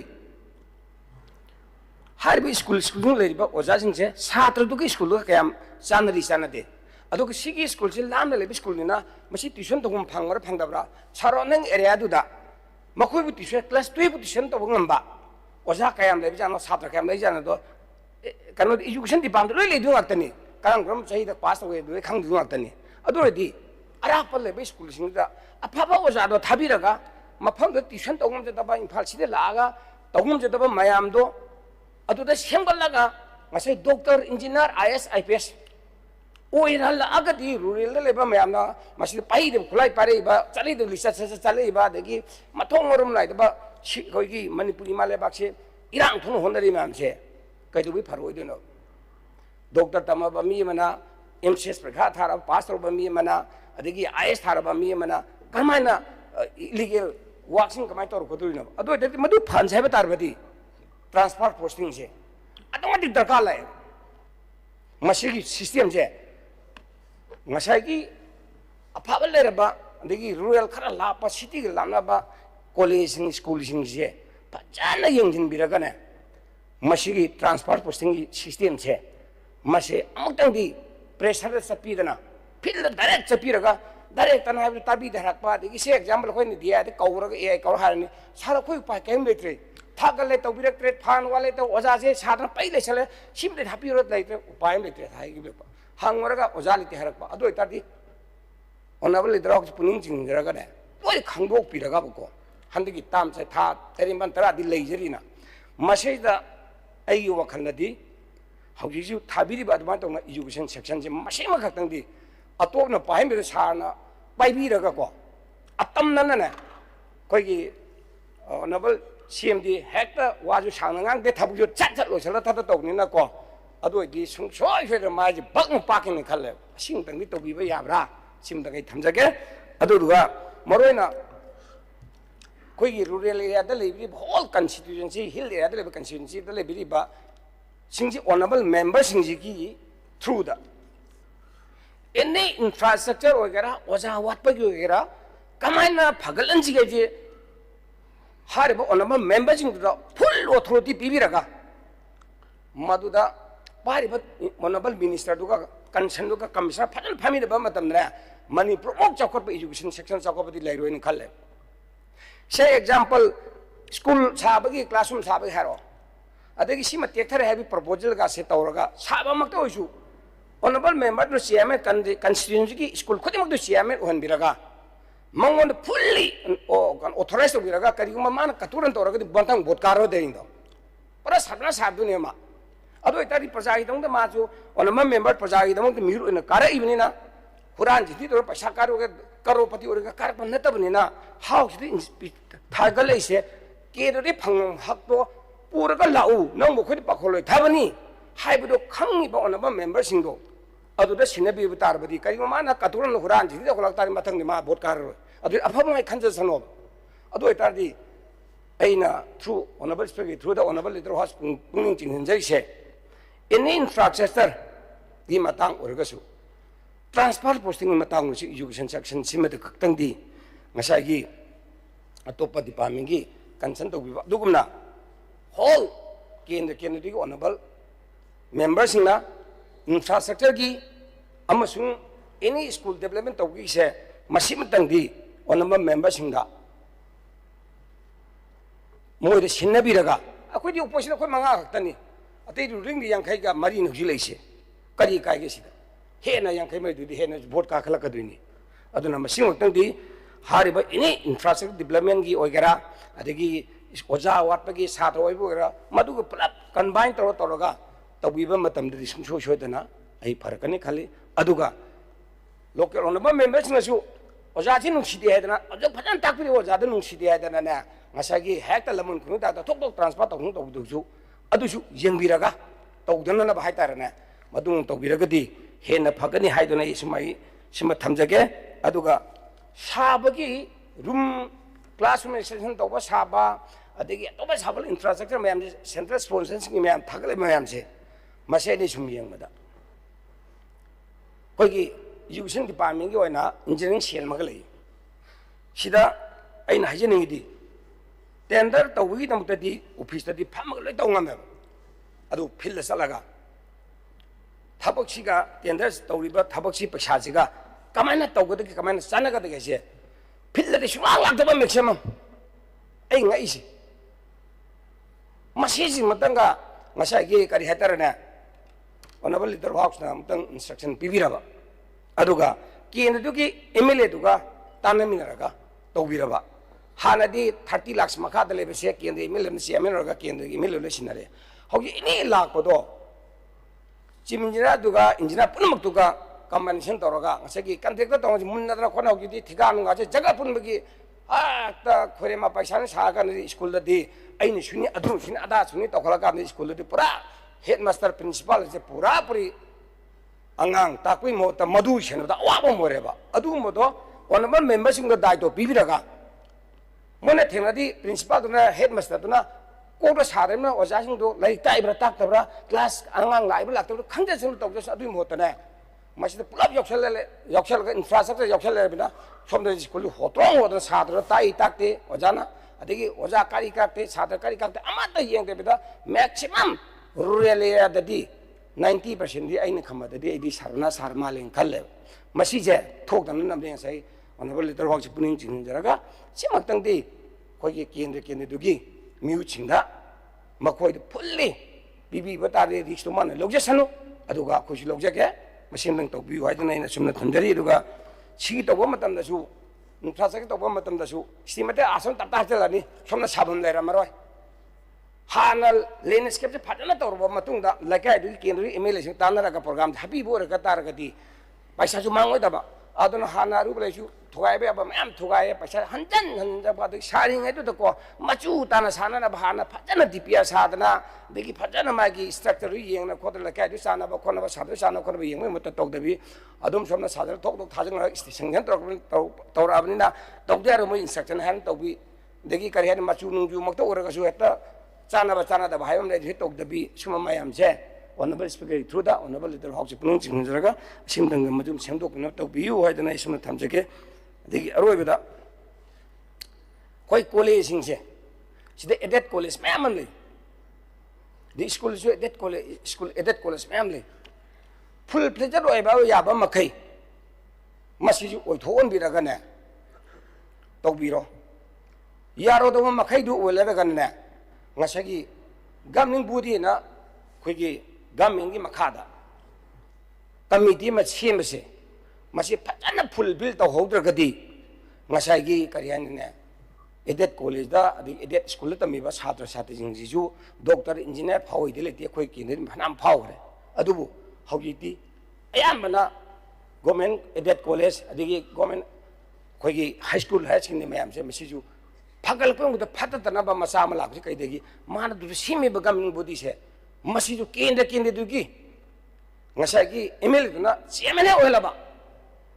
ꯑꯗꯨ ꯑꯣꯏꯇꯥꯔꯒꯗꯤꯅꯦ ꯃꯦꯟꯗꯦꯇꯔꯤ ꯑꯃ ꯁꯦꯝꯕꯤꯔꯕ ꯏꯗꯨꯀꯦꯁꯟꯒꯤ 1982ꯁꯦ ꯑꯦꯃꯦꯟ ꯇꯧꯊꯣꯛꯄꯤꯔꯒꯀꯣ ꯑꯗꯨꯝꯇꯪ ꯍꯦꯛ ꯁꯦꯝꯃꯕ ꯑꯗꯨ ꯑꯣꯏꯇꯥꯔꯗꯤ ꯀꯣꯂꯦꯖꯁꯨ ꯆꯥꯎꯈꯠꯂꯅꯤ ꯑꯗꯒꯤ ꯃꯥꯒꯤ ꯑꯦꯗꯦꯠ ꯁ꯭ꯀꯨꯜꯁꯤꯡ ꯑꯗꯒꯤ ꯑꯦꯗꯦꯠ ꯀꯣꯂꯦꯖꯁꯤꯡꯁꯨ ꯑꯩꯅ ꯈꯟꯕꯗꯗꯤ ꯐꯖꯅ ꯐꯅꯦꯅ ꯈꯜꯂꯦ ꯃꯁꯤꯃꯇꯪꯒ ꯍꯥꯎꯁꯁꯦ ꯑꯦꯗꯣꯞ ꯇꯧꯕꯤꯕ ꯌꯥꯕ꯭ꯔꯥ ꯑꯗꯨꯝꯗꯤ ꯌꯦꯡꯕꯤꯔꯣ ꯑꯗꯨꯒ ꯑꯦꯛꯖꯥꯝꯄꯜ ꯍꯥꯏꯕꯕꯨ ꯁꯤꯃ ꯈꯛꯇꯪꯗꯤ ꯑꯩ ꯊꯋꯥꯏ ꯍꯛꯆꯥꯡ ꯌꯥꯎꯅ ꯍꯥꯏꯖꯕ ꯇꯥꯔꯦ ꯑꯩꯈꯣꯏꯗ ꯅꯥꯎꯔꯦꯝ ꯚꯦꯔꯤꯗꯤ ꯀꯣꯂꯦꯖ ꯍꯥꯏꯅ ꯑꯃꯒ ꯄ꯭ꯔꯥꯏꯚꯦꯠ ꯁ꯭ꯀꯨꯜ ꯐꯨꯜꯂꯤ ꯂꯩꯔꯝꯃꯦ 2016ꯒꯤ ꯗꯤꯁꯦꯝꯕꯔ ꯊꯥꯗ ꯑꯦꯗꯦꯠ ꯑꯣꯟꯊꯣꯛꯑꯦ ꯑꯗꯨꯒꯤ ꯃꯇꯝꯗ ꯁꯕꯖꯦꯛꯇꯨ ꯀꯔꯦꯛꯁꯟ ꯏꯄꯥ ꯏꯄꯨꯅ ꯁꯤꯒꯤ ꯃꯈꯥꯏ ꯈꯥꯏꯅꯔꯒ ꯆꯦꯡ ꯐꯧ ꯈꯥꯏꯅꯔꯒ ꯁ꯭ꯀꯨꯜ ꯀꯣꯂꯦꯖꯁꯤ ꯂꯤꯡꯈꯠꯂꯝꯃꯦ ꯅꯥꯎꯔꯦꯝ ꯚꯦꯔꯤꯅ ꯂꯧ ꯁꯝ ꯈꯔ ꯀꯥꯞꯄꯤꯔꯒ ꯇꯧꯕꯤꯔꯝꯃꯦ ꯑꯗꯨꯕꯨ ꯑꯩꯒꯤ ꯃꯇꯝꯗꯨꯗ ꯔꯨꯜ ꯑꯃ ꯁꯦꯝꯃꯝꯃꯤ ꯀꯦꯟꯗ꯭ꯔ ꯀꯥꯔꯛꯄꯗꯨꯅ ꯃꯗꯨꯒꯤ ꯃꯦꯟꯗꯦꯇꯔꯤ ꯑꯣꯏꯅ ꯆꯤꯌꯔꯃꯦꯟ ꯑꯣꯏꯒꯗꯧꯅꯤꯅ 2007ꯗꯩꯅ 2016 ꯐꯥꯎꯖꯤ ꯑꯣꯏ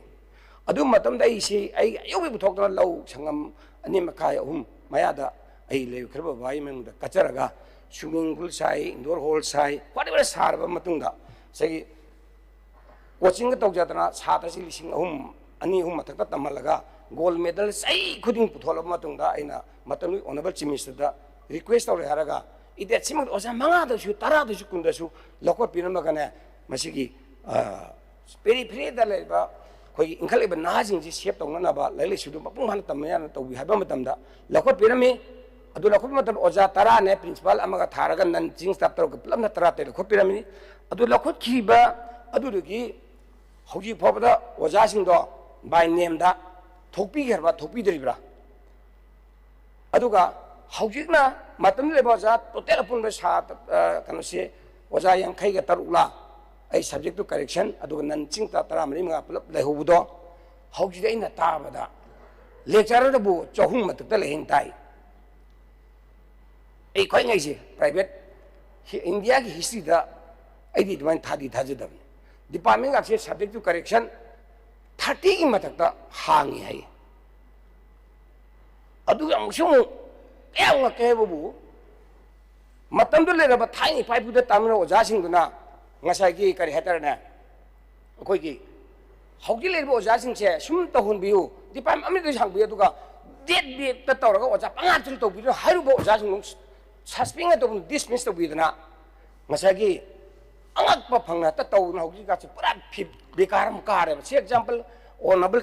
ꯁꯦꯡꯒꯤ ꯀꯦꯟꯗ꯭ꯔꯗꯩꯁꯨ ꯃꯤꯒꯤ ꯐꯤꯁꯦ ꯑꯣꯖꯥꯗꯣ ꯐꯕ ꯑꯣꯖꯥꯗꯣ ꯍꯦꯛꯇ ꯑꯗꯨ ꯉꯥꯡꯕꯒꯤꯗꯃꯛ ꯁꯁꯄꯦꯟ ꯇꯧꯕꯗ ꯍꯧꯖꯤꯛ ꯂꯩꯔꯦ ꯑꯔꯤꯕ ꯑꯣꯖꯥꯅꯤ ꯍꯦꯛ ꯍꯧꯗꯣꯛꯄꯗ ꯌꯥꯎꯔꯅꯤ ꯀꯃꯤꯇꯤ ꯁꯦꯝꯕꯗ ꯌꯥꯎꯔꯅꯤ ꯑꯗꯣ ꯗꯦꯠ ꯕꯦꯛꯇ ꯑꯣꯖꯥ ꯍꯥꯞꯄꯤꯁꯦ ꯈꯪꯉꯛꯄꯗꯒꯤ ꯑꯣꯖꯥ 30 ꯅꯤꯐꯨꯅ ꯄꯨꯟꯁꯤꯜꯂꯒ ꯌꯥꯔꯣꯏ ꯍꯥꯏꯔꯨꯕꯒꯤꯗꯃꯛꯇ ꯃꯇꯝꯗꯨꯒꯤ ꯁꯔꯀꯥꯔꯗꯨꯅ ꯅꯝꯐꯨꯗ ꯇꯧꯔꯒ ꯗꯥꯏꯔꯦꯛꯇ ꯄꯨꯟꯁꯤꯜꯂꯒ ꯁꯁꯄꯦꯟ ꯇꯧꯊꯣꯛꯑ ꯊꯝꯕꯤꯔꯝꯃꯦꯕ ꯑꯗꯨ ꯍꯥꯏꯔꯨꯕꯒꯤꯗꯃꯛ ꯅꯥꯎ ꯍꯧꯖꯤꯛꯇꯤ ꯁꯥꯇ꯭ꯔꯁꯨ ꯃꯌꯥꯝ ꯀꯨꯝꯊꯈꯔꯦ ꯒꯣꯜ ꯃꯦꯗꯜ ꯐꯪꯁꯤꯡ ꯑꯗꯨ ꯇꯥꯈꯤꯗ꯭ꯔꯦ ꯑꯐꯇꯔ 7 ꯃꯇꯨꯡꯗꯒꯤꯗꯤ ꯑꯗꯨꯅ ꯍꯧꯖꯤꯛꯁꯨ ꯒꯚꯔꯟꯃꯦꯟꯠ ꯕꯣꯗꯤ ꯁꯤ ꯁꯦꯀꯦꯟ ꯍꯥꯡꯕ ꯌꯥꯗꯕꯗꯣ ꯀꯦꯌꯔꯇꯦꯀꯔ ꯊꯝꯕꯤꯕꯁꯨ ꯅꯠꯇ꯭ꯔꯕ ꯑꯗꯩ ꯁꯣꯝꯗ ꯗꯥꯏꯔꯦꯛꯇꯔꯅ ꯁꯤꯒꯤꯁꯦ ꯃꯁꯤ ꯒꯚꯔꯟꯃꯦꯟꯠ ꯕꯣꯗꯤ ꯁꯤꯈ꯭ꯔꯦ ꯑꯗꯨꯗꯨꯅ ꯃꯔꯝ ꯑꯣꯏꯗꯨꯅ ꯃꯁꯤꯁꯤꯒꯤ ꯏꯂꯦꯛꯁꯟ ꯇꯧꯔꯣꯅ ꯅꯣꯇꯤꯐꯤꯀꯦꯁꯟ ꯊꯣꯛꯑꯕꯗꯀꯣ ꯍꯥꯏꯔꯤꯕ ꯄ꯭ꯔꯤꯟꯁꯤꯄꯥꯜꯗꯨꯅ ꯁꯨꯡꯊꯣꯛ ꯊꯣꯛꯇꯅ ꯊꯝ ꯂꯩꯔꯦꯅꯦ ꯀꯅꯥꯅꯣ ꯁꯤ ꯑꯦꯛꯁꯟ ꯂꯧꯈꯠꯇ꯭ꯔꯤꯁꯦ ꯑꯩ ꯈ꯭ꯋꯥꯏ ꯉꯛꯄꯗ ꯍꯧꯖꯤꯛ ꯐꯥꯎꯕꯗ ꯊꯥ ꯃꯃꯥꯒꯤ ꯀꯩꯅꯣ ꯇꯧ ꯊꯥ 3 4 5 ꯁꯨꯖꯜꯂꯛꯑꯦꯕ ꯍꯥꯡꯂꯤꯁꯦ ꯀꯅꯥꯅꯣ ꯀꯣꯂꯦꯖ ꯆꯂꯥꯏꯗꯨꯗꯣ ꯑꯦꯅꯤꯝꯇ ꯇꯧꯕ ꯌꯥꯔꯔꯣꯏꯕ ꯑꯗꯨ ꯑꯣꯏꯔꯒꯗꯤ ꯁꯨꯝꯕ ꯀꯣꯂꯦꯖꯁꯦ ꯑꯇꯩꯗꯤ ꯑꯩꯈꯣꯏꯗꯤ ꯈꯛꯇꯅ ꯑꯇꯩꯁꯨ ꯂꯩꯔꯝꯗꯧ ꯃꯥꯜꯂꯦꯕ ꯑꯩꯅ ꯁꯨꯝ ꯈꯟꯕꯗ ꯑꯗꯨꯅ ꯑꯣꯅꯔꯦꯕꯜ ꯂꯤꯗꯔ ꯍꯥꯎꯁꯁꯨ education section dadi matem paramuda ni pati khang jo bani ana serious uibi bani education chakote tatana khoi haibi dugna na harbe daurim beri college masin dang house committee ng sema kana mana le bi dan ding tang pimin da kari kai ge aching pimin na siba sai da iseng ba ai thawai ju da kathok jai ni ai di education yam laita ba kendra ni yam lara ba kendra masi chakhol ga di phadra college adu to ba mayam ju afaba mayam yaw rabani doctor tam ina tam mayam yaw rabani na hojiti kare ni osa ado yamna chahum chani chahum mat dhakal adi department kunthra da hangal agadi karamba college da department kunthra hang basu manipur da lei ge adu su full result uhangane haidana huge product collection tawra tawi hari adi onaba speaker gi kenamak ta lecture umri yawren adu loi suspend to piramni 1980 mamang ma yak gi ojao yer pusing aduna sida chenari ba principal or governing body gara ini ko adigi director yugi staff sing gara masima kaktang di session chathai manung sida ko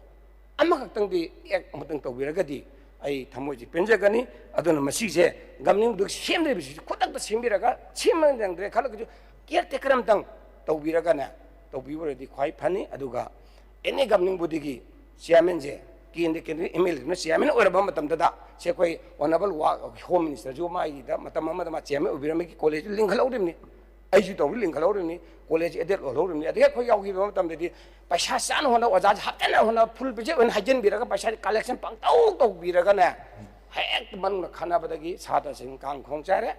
college वाना थांगा चरम college होगी सरना सारे अदन मरम मसी college से personally जमा हाजे बनिको SIM खतंगा buzzing दंग honorable leader of house na thamoi sengna education cha ko ten khalagadi any khudra kauragana session date 7 de loidin sima mangdam tang madugi finding nang pibi henna phagan have se am singai thamjake pungolation pata ai hanjan haji woro biganu education cha ko tradi mani pun jaw cha ko pa yar ro damina kendra gi all mla humpu makse masi involved on hona bana every school khudin kendra gudu school khudin makta infrastructure che ki wagera any mo wagera mado masagi CMN amtang khoi gi legislation amtang tokthok piraga anung tokbi haidana education di pangi tawde सिमना थमजरे thank you Honorable Speaker, sir. Sagi, Honorable na thambiramba Oja Singh transfer policy laiba do adi transfer policy di loin lai haja batai. Tawda bo khwai dagi ekoi nari laina si satra di yamasu Oja masing wat pase. Oja si amadagi amada transfer set khare amada pharasu amada do ho ba. Aduna aina hek MLA kajarakpadagi ngasi bawba education gi problem si same problem si dum house sum naina laga su masi solution ama pi da maina lai so far my knowledge is concerned aduna ai am sang kum jarwi koi education department gi su sida lai biri awat po ja sing si athu buda mekar pa yana ba process loina hojare aduga oja du masing suragadi karai da watli wate haibudu manage do ya do budu sagi karai ni amada pire amada wat sigi chronicle issue ai dare si loisan na ba punna mateng pangbi u dumai thamjage dagi koi honorable na yamna sentiment sonas edit college amagi wari libi budu please note it down. Duga, at the earliest, justice sama taunava. All of you. Yabileko. Thank you. Ngatang kumbawa piole. Asagi kendrum puda lebiro onaba member jingse. Sijegi na chairman wenna by the any infrastructure oigara school like kendi school khudi maki hatare mamang da tobiram bedo. Adu yam effective way hate school phali mission maka do orgasu kendi MLA chairman bedo school dun phagal sumai tokna every school khudi maki hatare na simtang to bibadi amakatang ani chitau buda koi da litan pupe na handaki irang du da masagi pura border jaga hatare ne red zone jaga school je junior school amol lai jabne ko oja se loina transfer to thopi re aduga amusung pukhau haiba junior school jung oja ani khata le jung lok thopi re adune ngai se aduga aina hygiene di JDO gi report JDO na kana kendra tu gi JDO haitare na sina kana gom school oja mayam lai satra mayam lai khang moi report oina transfer posting to bi ya thau jala aduna ta ada mathak bi toru pusine ba somna pura sarvana sarisi aduna JDO na dai DI ga AI ga gi mathak lai JDO do mo the full responsibility raga mo na thagat pi rakdo aduna e transfer sim taw masi chumar lamri yung aduma chhatra kaya lai oja kaya lai hemre hendabra har ga mo inquiry ma thada bi raga transfer to biradi sigi line a sungai le duman de badna JDO na report bi kale sije lokthok pa yaro ang thakale chhatra mesung le duga sididi oja chhatra lai taba oja mayam le sididi lokthok bi ha ju tabi dabi sing tang dak to biyo aduga sagi hol kin hum phum sine chairman oi dab do adung dang legislation to bu yar ga di hena education ngasi education section je chodra pwede ngasi irang thoiba mayam je masi punam thopjan je hata education section de chawraba mi brain jaholani mai develop lo le radi khana bachana bhab to miscommunication to amada thore baduna sikar na khoi tawna si khoi sa na education pai bi ga hajiri si Honorable Speaker, sir. Koi wali bo jasi 47%. Aduna sagi mentok ni jin to busi awa problem tu wegini ado athu bada yari gai athu bada si oja sing wali si hapsan na to bada mayam su mateng bang bi doi hana su thamjare dum ya biro aduga school college kuding ma ki chairman koi honorable member sing na oi bai du di sagi badu achum jaga su yor pe ram jaga su yor pe madu ta I department khana jaga nai to jage thank you yena bana chate ko session ne koi normal college do adung dang gamni budi do session chate adung dang kiate ka thapi na ba to biyo thank you honorable adumadi session gamari leina halaroise maramdi say ai honorable na haiba kudimo patient hearing hoizari maramdi sagi achoba whatever change to pata agadi kari changi changde then kari lugol lei lekti tanwagi matam logo do ni na wadudi session gamari leina halaroise demand number 1727 38, 40, 48 si lehori si manungda 17 si honorable mamangi member Meghan Chandra su haibirame adu 40, 48 si haibirame adana ani do point hanjana dana ba haitare tawbira tawbir tawjige ai simdi kitang short kadam hajarage akoigi agriculture department se masi yaudadi miyok hingbdi yadamnina si kwai maruba department ama oye sakot pa sakot jagana education department adagi miyok hingbda kwai dakar laibsina agriculture department ja ama oibnina ne masigi se sagi onalu akoi member na hagi besingdo mado samda chumdi chumjane plus amana mu koigi handak se aidi short kadam hajarage lanjina maramoraga koigi mai maphamdu sangma yadaba low uba yadraba singdugi phingmam dokba koigi akoi crop insurance scheme hybrid tare adugi affected area singdugi pini haragane asukpa jaga duna pidab soktaba jaga du de pangkhan khalaga pi ngaugi 33 crore sangbara release tok pitok haidu example ama harage akoigi kianada ikawaiba koigi hek sakul bazar makta lebi ikawse si whole totally adugi ama yum cha maga nifuga manga plus 149 houses ki farmers in haitare adu di lodi am to uba yadre dra chang yadre adu ita di adu hogi bawda 2023 ki me gi thar matung da hogi bawda lupa mo phangdre na koigi relief kin da le ri mayam na complaint je dc da hanjan ire director ju hanjan ire director hare commissioner thagre adu tawra da taw hailere sigi se kari no moida pida dana sagi low uba yare mi sing da piri na kari no masin tanga kari hatar honorable concern minister na tanga tawbiyo aduga phangdana leriba hariba mafam direct launa koigi hariba maitei khunni lopari yame adu leise pura plain area makai di kanoni Imphal ki koigi kendra gi jaga ching khana sakul area oiba adura hariba mafam je disang ubam ta yadra ta singna khangabado madai de bona thaga chaba du thagalo ada thagalo du tha oi thagabalo kan hoji bokna pi de lei hai tare 2023 de na hoji bokta ko machine danga pi ba yarodra kai mu pi dra kana kadi gi no hariba iseng na low ju ba yadre na crop insurance scheme makha da low ba sunga yadre na khangaba mi sing na hundo thana mi sina kadi polkel kadi leibe gi no simtanga tobu yarga di honorable speaking through the honorable leader house speaking jim simtanga hek within this month da haitare bibi ra kadi hena phagani haidana simtanga ai thamji yarga simtang tobi yu aduga amana ngasai gi koigi low from daga agriculture land se mamang de jo koi lo se pass ta udana khotran ta ugai hawjik se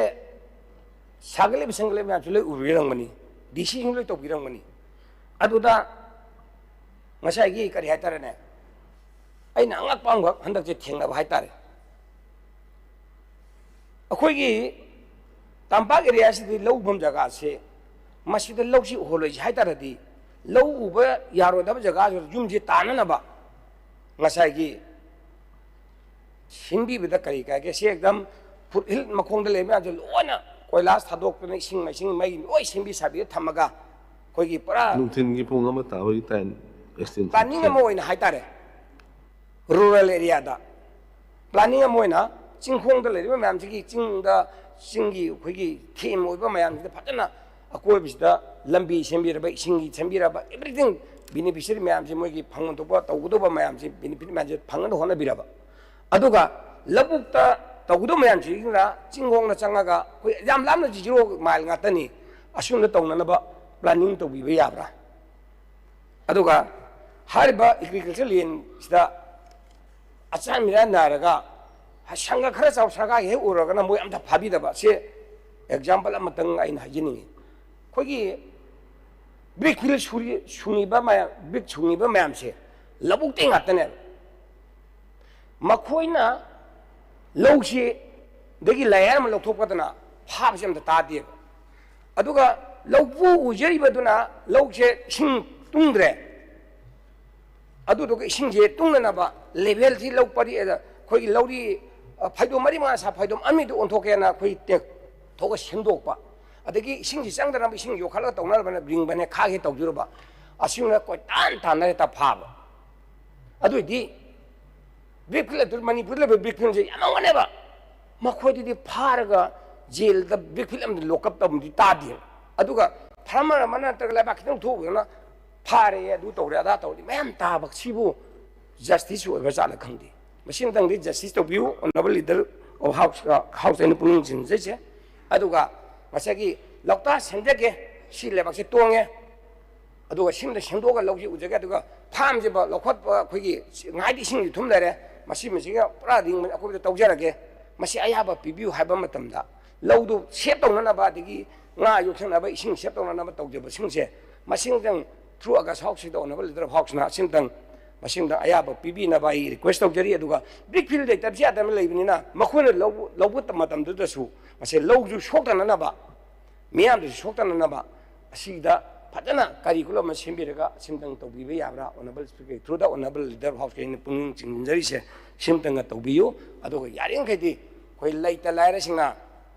Yamam त थोनजगे हाइदना चिंगदिसु Copa यारे दोगा company अचौलग चिंग ma'am को हयंग forest हाइरखिनी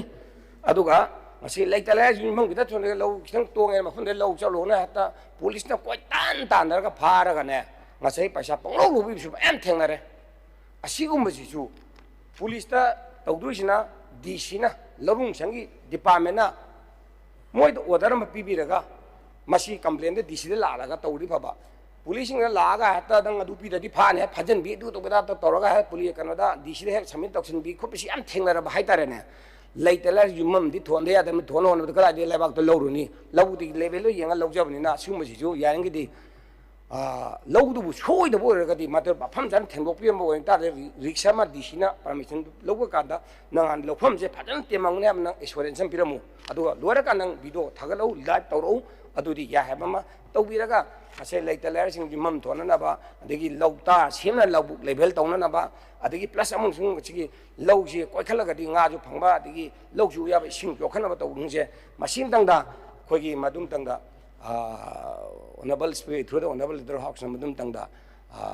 अयाब पीबी नबा इना request of the सिमदंग हाजेगी thank you honourable speaker sir सही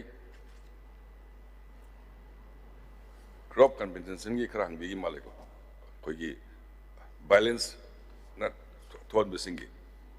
violence की मतुंगी 2023-24 की more than exact figure the honorable mega the high more than 30 crore in a sanction tower in toto hek tharak pake but khwai dagi laibak thi se adugi matungda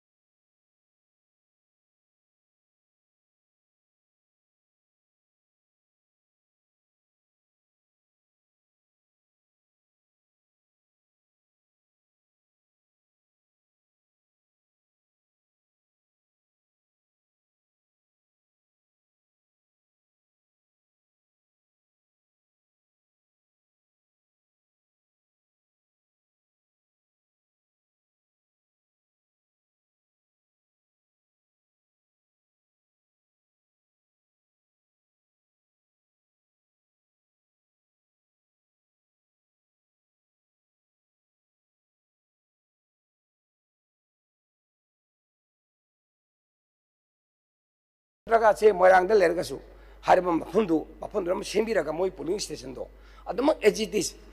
ꯇꯧꯕꯤꯕ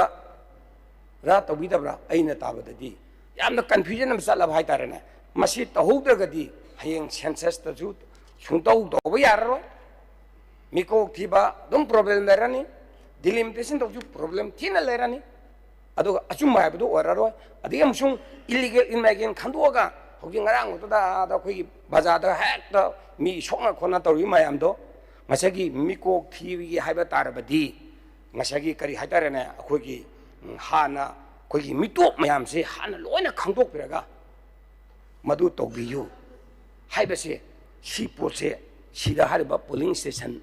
ꯍꯥꯟꯅ ꯂꯩꯔꯝꯕ ꯃꯌꯥꯝꯁꯦ ꯃꯁꯤ ꯍꯥꯟꯅ ꯅꯥꯈꯩ ꯁꯦꯡꯅ ꯃꯁꯤ ꯈꯪꯕ ꯑꯃ ꯆꯪꯉꯦ ꯍꯥꯏꯗꯅ ꯃꯁꯤ ꯄꯨꯊꯣꯛꯆꯔꯛꯄꯅꯤ ꯑꯗꯨꯅ ꯍꯥꯏꯔꯤꯕ ꯄꯣꯂꯤꯡ ꯁ꯭ꯇꯦꯁꯟ ꯑꯩꯈꯣꯏꯒꯤ ꯏꯔꯥꯡꯁꯤꯅ ꯃꯔꯝ ꯑꯣꯏꯔꯒ ꯍꯣꯡꯗꯣꯔꯛꯈꯤꯕ ꯆꯤꯡꯗꯒꯤꯁꯨ ꯇꯝꯗꯒꯤꯁꯨ ꯆꯤꯡ ꯁꯤ ꯃꯌꯥꯝꯁꯤꯡꯁꯦ ꯐꯖꯅ ꯈꯪꯗꯣꯛꯄꯤꯔꯒ ꯁꯦꯁꯟ ꯆꯠꯊꯔꯤ ꯃꯅꯨꯡꯁꯤꯗꯅꯦ ꯃꯁꯤꯃꯛꯇꯤ ꯄ꯭ꯔꯖꯥ ꯃꯤꯌꯥꯝꯅ ꯀꯟꯐ꯭ꯌꯨꯖꯟ ꯆꯠꯂꯤꯕ ꯃꯣꯔꯦꯒꯤꯗꯤ ꯂꯩꯇ꯭ꯔꯦꯌꯦ ꯆꯨꯔꯆꯥꯟꯄꯨꯔꯁꯨ ꯂꯩꯇ꯭ꯔꯦꯌꯦ ꯏꯀꯧꯁꯨ ꯂꯩꯇ꯭ꯔꯦꯌꯦ ꯑꯗꯒꯤ ꯃꯣꯏꯔꯥ ꯀꯩꯅꯣꯒꯤ ꯀꯔꯤ ꯍꯥꯏꯇꯥꯔꯦꯅꯦ ꯑꯩꯈꯣꯏꯒꯤ ꯆꯨꯔꯆꯥꯟꯄꯨꯔ ꯁꯥꯏꯠꯀꯤꯁꯨ ꯁꯣꯝ ꯂꯩꯇꯦ ꯆꯤꯡꯗꯤ ꯁꯣꯝ ꯂꯩꯇ꯭ꯔꯦ ꯄꯥꯏ ꯍꯥꯏꯅꯔꯤꯕ ꯃꯌꯥꯝꯁꯤꯅ ꯃꯔꯝ ꯑꯣꯏꯔꯀꯥꯟꯗ ꯃꯤꯁꯀꯝꯃꯨꯅꯤꯀꯦꯁꯟ ꯊꯣꯛꯅꯕ ꯍꯣꯡꯒꯠꯂꯛꯏꯁꯦ ꯃꯁꯤ ꯄꯨꯔꯥ ꯃꯥꯡꯈꯤꯅꯅꯕ ꯉꯁꯥꯏꯒꯤ ꯍꯥꯏꯔꯤꯕ ꯄꯣꯂꯤꯡ ꯁ꯭ꯇꯦꯁꯟꯁꯤꯡꯁꯦ ꯃꯐꯝꯗ ꯊꯥꯗꯕ ꯌꯥꯗꯦ ꯃꯐꯝ ꯅꯝꯕꯔ ꯁꯨꯡꯍꯣꯡ ꯍꯣꯡꯉꯣꯏ ꯁꯤꯗ ꯄꯨꯂꯞ ꯊꯥꯗꯒꯅꯤ ꯑꯗꯨ ꯇꯧꯒꯅꯤ ꯍꯥꯏꯕꯗꯣ ꯃꯁꯤ ꯊ꯭ꯔꯨ ꯑꯥꯒꯁ ꯍꯥꯎꯁꯁꯤꯗ ꯑꯃꯨꯛꯇꯪ ꯑꯣꯅꯔꯦꯕꯜ ꯁ꯭ꯄꯤꯀꯔꯒꯤ ꯊ꯭ꯔꯨꯗ ꯑꯣꯅꯔꯦꯕꯜ ꯂꯤꯗꯔ ꯑꯣꯐ ꯍꯥꯎꯁꯅ ꯑꯗꯨꯝꯇꯪ ꯇꯧꯕꯤꯌꯨ ꯍꯥꯏꯗꯅ ꯑꯩ ꯁꯨꯝꯗꯪ ꯊꯝꯖꯒꯦ ꯑꯗꯨꯒ ꯏꯂꯦꯛꯇꯣꯔꯦꯜ ꯔꯣꯜ ꯍꯥꯞꯄ ꯃꯇꯝꯗꯨꯗꯁꯨ ꯃꯐꯝꯗ ꯃꯇꯝꯗꯨꯗ ꯆꯜꯂꯔꯝꯕ ꯉꯁꯥꯏꯒꯤ ꯏꯔꯥꯡꯁꯤ ꯃꯔꯝ ꯑꯣꯏꯔꯀꯥꯟꯗ ꯁꯤ ꯃꯣꯔꯦꯗꯒꯤ ꯊꯣꯛꯂꯛꯏꯕꯁꯤ ꯃꯣꯏꯗ ꯑꯅꯧꯕ ꯃꯆꯥ ꯃꯁꯨ ꯆꯍꯤ ꯐꯥꯒꯠꯂꯒꯁꯨ ꯍꯥꯏꯔꯤꯕ ꯄꯣꯂꯤꯡ ꯁ꯭ꯇꯦꯁꯟꯗꯨ ꯑꯦꯗ꯭ꯔꯦꯁꯇꯣ ꯑꯗꯨꯝ ꯃꯥꯒꯤ ꯃꯐꯝꯗꯨꯗ ꯄꯥꯟꯕꯤꯔꯒ ꯉꯁꯤ ꯑꯙꯥꯔꯗ ꯂꯩꯖꯔꯤꯕ ꯃꯐꯝꯗ ꯂꯩꯕ ꯑꯙꯥꯔꯗꯨ ꯄꯥꯟꯕꯤꯔꯒ ꯃꯁꯤ ꯏꯟꯔꯣꯜ ꯇꯧꯕꯤꯕꯁꯦ ꯃꯁꯤꯁꯨ ꯇꯧꯍꯧꯗ꯭ꯔꯗꯤ ꯂꯩꯄꯥꯛ ꯀꯥꯏꯅꯕ ꯃꯆꯥ ꯑꯃ ꯑꯣꯏꯒꯅꯤ ꯈꯜꯂꯒ ꯑꯩꯅ ꯃꯁꯤ ꯑꯩ ꯃꯔꯨꯑꯣꯏꯅ ꯏꯂꯦꯛꯇꯣꯔꯦꯜ ꯄꯕ꯭ꯂꯤꯁ ꯇꯧꯕꯁꯦ ꯃꯁꯤꯃꯁꯨ ꯁꯤꯃ ꯑꯩ ꯑꯣꯅꯔꯦꯕꯜ ꯁ꯭ꯄꯤꯀꯔꯒꯤ ꯊ꯭ꯔꯨꯗ ꯑꯣꯅꯔꯦꯕꯜ ꯂꯤꯗꯔ ꯍꯥꯎꯁꯁꯤ ꯊꯃꯣꯏ ꯁꯦꯡꯅ ꯑꯩ ꯄꯨꯛꯅꯤꯡ ꯆꯤꯡꯁꯤꯟꯖꯔꯤ ꯃꯁꯤ ꯑꯃꯇꯪꯒ ꯍꯥꯏꯔꯤꯕ ꯉꯁꯥꯏꯒꯤ ꯏꯂꯦꯛꯇꯣꯔꯦꯜ ꯐꯣꯡꯕ ꯁꯤꯗꯩꯗ ꯉꯁꯥꯏ ꯊ꯭ꯔꯨ ꯑꯙꯥꯔꯁꯤꯁꯨ ꯈ꯭ꯋꯥꯏ ꯃꯔꯨꯑꯣꯏꯕꯅ ꯍꯧꯖꯤꯛꯇꯤ ꯏꯂꯦꯛꯇꯣꯔꯦꯜ ꯍꯥꯞꯄ ꯃꯇꯝꯗ ꯑꯙꯥꯔꯁꯤ ꯀꯝꯄꯜꯁꯔꯤ ꯆꯪꯉꯦ ꯔꯦꯁꯟ ꯀꯥꯔꯗ ꯆꯪꯉꯦ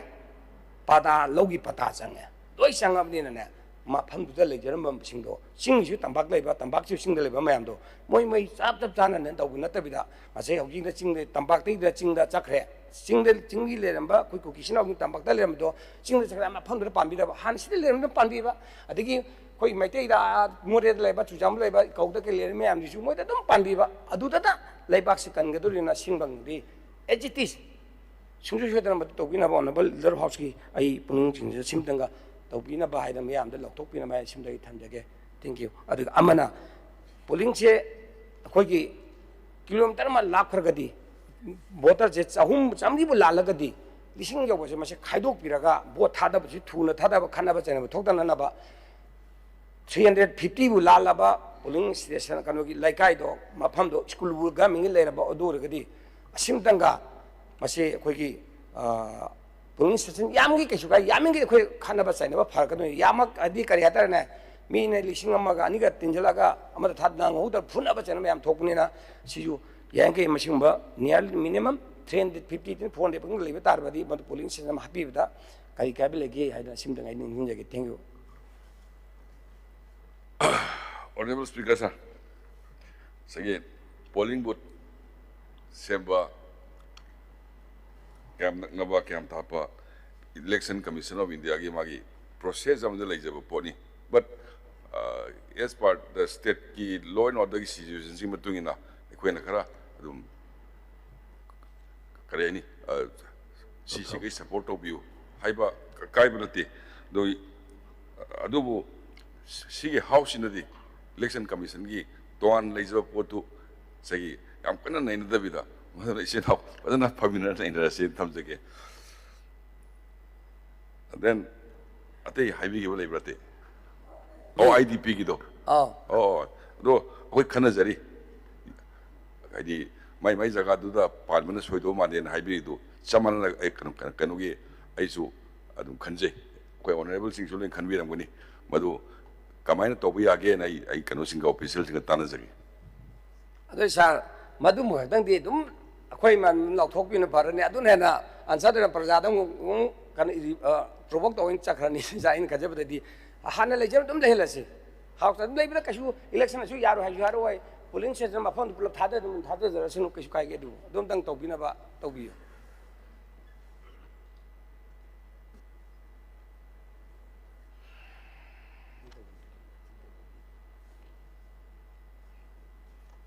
kanugi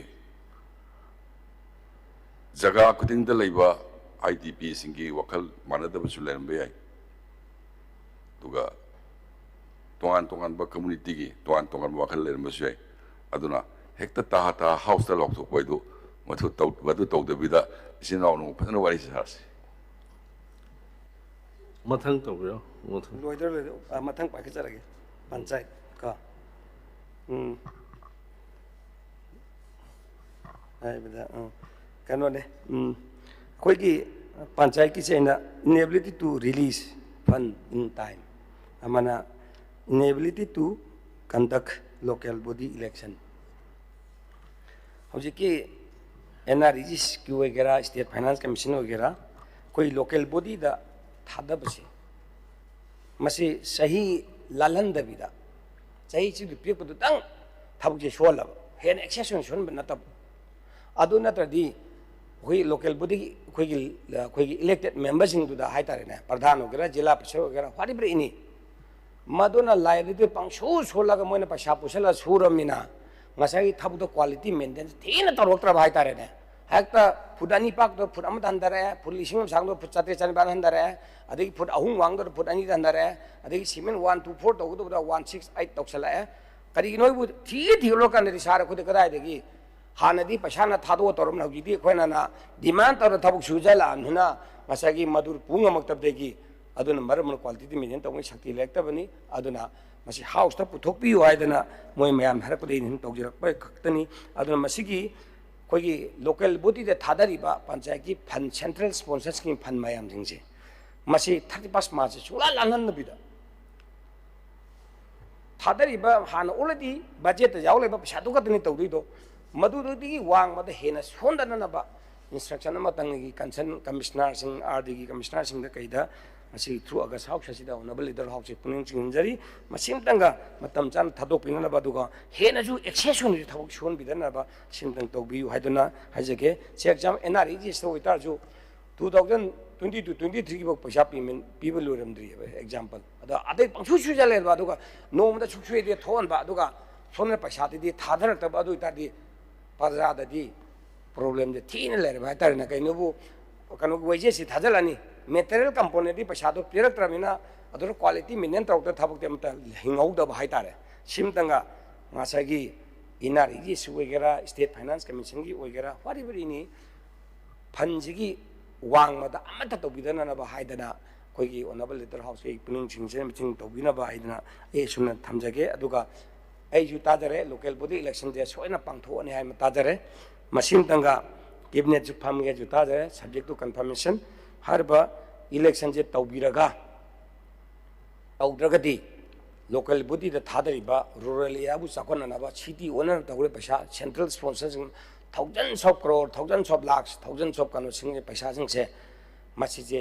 pura puri manga sum hangi base masi mangan dana sei phanai ma me manga ise ai local body election pangthok tabna manga si yam me पैसा जे सिन द hangi ba myam yaure aduga mu तौरे जु मसे मखोइदा fix तौ याब नत्रबनिना इलेक्टर waiter fix तौ याइदो अदुमक नत्रबनिना मसेदा सगी मसिंग सिंग खरबक ताइ दुनि हाना वीडियो रमम लुपा लाइन के दु तो रा तो हाइसे सिन मरम वरगा तौरे इबनिना सुम मसे म्याम थोकदन ना भारी पंचायत की लाइब माइगी पंचायत इलेक्शन से मसी जु अथुबि मतमदा पांगथोक पिरगा रोरेरिया चखोना नबदा मसी मतंग ओनबल स्पीकर ओनबल लीडर हाउस ता नंगसु तो बिरेमना सही ममया से मसी तंग तो बिरेमेमा तंग तौरम बिदबा तौबुंग मक्तबा मयाम से ngamiरगदी मिंगचत उरोंग खिलौगदौरिबनिना टाइटल मसु लेबिगदम सिंगतंग तौबियु खुजु ओपोजिशन साइड अंगाबा मतें पांगबा याबदो पांगजेगे सिमतंगा ओनबल खुगी लीडर हाउस के पुनिंग जिंगजरी मखा तौबिरो जिकिदो ओनबल लीडर हाउस ना अदुम यानो यंगजन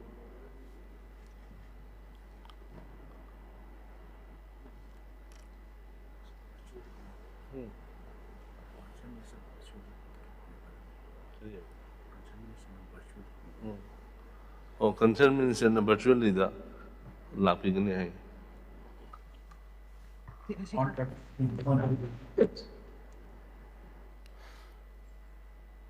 Good afternoon, Honorable Speaker. Honorable Members, Sri T.H. Lokeshwar Pura Pirappa. Demand number 38, cut motion Number one, lack of proper policy to release fund in time. Number two, failure of the election process for local body election. Anisigi matangda ina sumna singdok sige. Bada lack of proper policy to release fund in time. Matam sang na state ase financial constraint sing mayok na dunalagli. Law and order situation fatabana local body singe. Election asi pangthok pa ngabdana lagli. Masina rural local body election singe fund flow da apan ba haibadu oi. Ani subada failure of the election process for local body election. Last panchayat election gitam asi October 2022 da loihi masiga mari laina na 6th general panchayat election gi proposal July 2022 dagi hohi adum oina mak constraint problem kaya mayok na duna amadi law and order gi situation na maram oiduna hairi ba election gi process asi suspend to ba oihi. Yam nungai jere ko honorable concern minister na khumbirak pase visual lo usu yam nungai duga ngasai gi amatanga hangjau batare khoi gi law and order na maram oraga hariba local body election DC gi ADC gi election je pangtok tam hai pase masimak tang haibi da di phagane bu maram di mai marakta MP election tau ge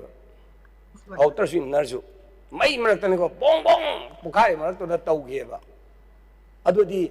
aduna tau yaraga kari gino local body election di karimta chingda jusinga to ali jabni adoga khara kakte kendra amani kake mari manga kake ne sene wasidi yamlaina control to ga ba pone ba shunumta ki masagi adoda mana issue jam bar ta un haitara gadi MP election di phajana bom to mrak ta tau ge ba aduna kari gi pangthoki bno aduna madum tang di habidana sagi sumna kogi sakagi financial crisis lai bidegi natra kan to habdi ke sukai de adu now hogi su lono darasi phagalae jo haire adu hogi tauna number jo tauna do haire aduna sagi adu maktang di kogi lono da maram waraga medam hogi khumbi bido madu maktang di tawidana phani kaino bu MP election ani do kanyer ba marak to tawgieba hogi ti laisu laitre haibu ni 2025 26 dadi adu katang di tawbiyo. Thank you. Api kumuge. Hello. Oh, honorable speaker sir. Law and order sumara mamani hai bor do male. Hello. Kare ni local body singi paisa choba mangi hai na hai bi do ai lale hai jeroi adu ministry da andak hogi koi honorable deputy CM su yawi bani 2023-24 25-26 maram di crisis period sigi di 646 crore dai madu PBO haina kan na haijabani ada hojik pini piro imakti hai diri but then yam kenu hoina kare ni 25.60 crore amadi thado piratna local bodies singi urban local bodies singi paisa khara pi bodi hogre ado ai koi pursue yam kan tawjari do mayam gi development da wat pokot pa thoki pa mayam do makeup tawna hone jari na khumjagi. Thank you. Ai matang en paket lagi yang patuna tawbik le Demana Pudi Water Resources Department ne masih se minitaram tang log jab times yamna interesting department ne masih handak session jaru bisu kelak punina ko koi puna ma kya tare haujik se ai ngarang nan je thau yeng mane toriamban adagi khongnung mapan adagi kenel torim pang thau yeng bisi tane akhoi department na amasung commissioner singna hajab tare honorable minister singna nong je tarak tring da ising kamana saholoi de ge haibase ngalling da tongna planning se amat udab degi aina masigi kano se ai demand discussion से सरुक याजबनी से example Imphal city मक्ते ताहुरगे से थांगमैबांगी सिगे oil pump पीसीटीसी मनाक्ता oil pump अमा लैबसे सी मखोंदा थांगमैबां फांगनाबा हेक खोंगा मखोंदुदा कालबट अमा Sai अइदी HYBE हाइनिंग्रेने था अनिहिमदु लेबदो चही अनि मया चंगिन लोरे पिकअप मसादो साबदो अदुना मनुंग मोने साबी लेबा कोथोगे मैन मनुंग मखादा चंगा युम कई लोई साजंगारबिन हौजिक्ति हंदकते डेंजर ओइनेबा मनुंग चंगजु अमत कोथो लौद्रे अइ ngara मखा सौंग चंगी हौगी मिचिन कमाय चंगदुरगे अदुदि डिपार्टमेंट गी मरुइबे हा कमिश्नर सिंह अदगी कनो सिंह खोगी स्टाफ सिंह करीगी सिंदो कैदौदुरगी सिनी नानिस एग्जांपल मक थाइजबनि को इपा इपुना दोक चाउना लेजन बकेनेल दो पिक्सल लगा ठिकादार नुंगानबा जगह दो तोखलगा पितुपिना देन दो चटखिबा मिगी मखों चाउना चलिबा दाइम फम इरई दौदा खोइना ngang हेक उरिंगा दे तम तौला मा इरई लहेलगा ते खरंग नहेलगा इसिंग तम तम चलहलगा मसागी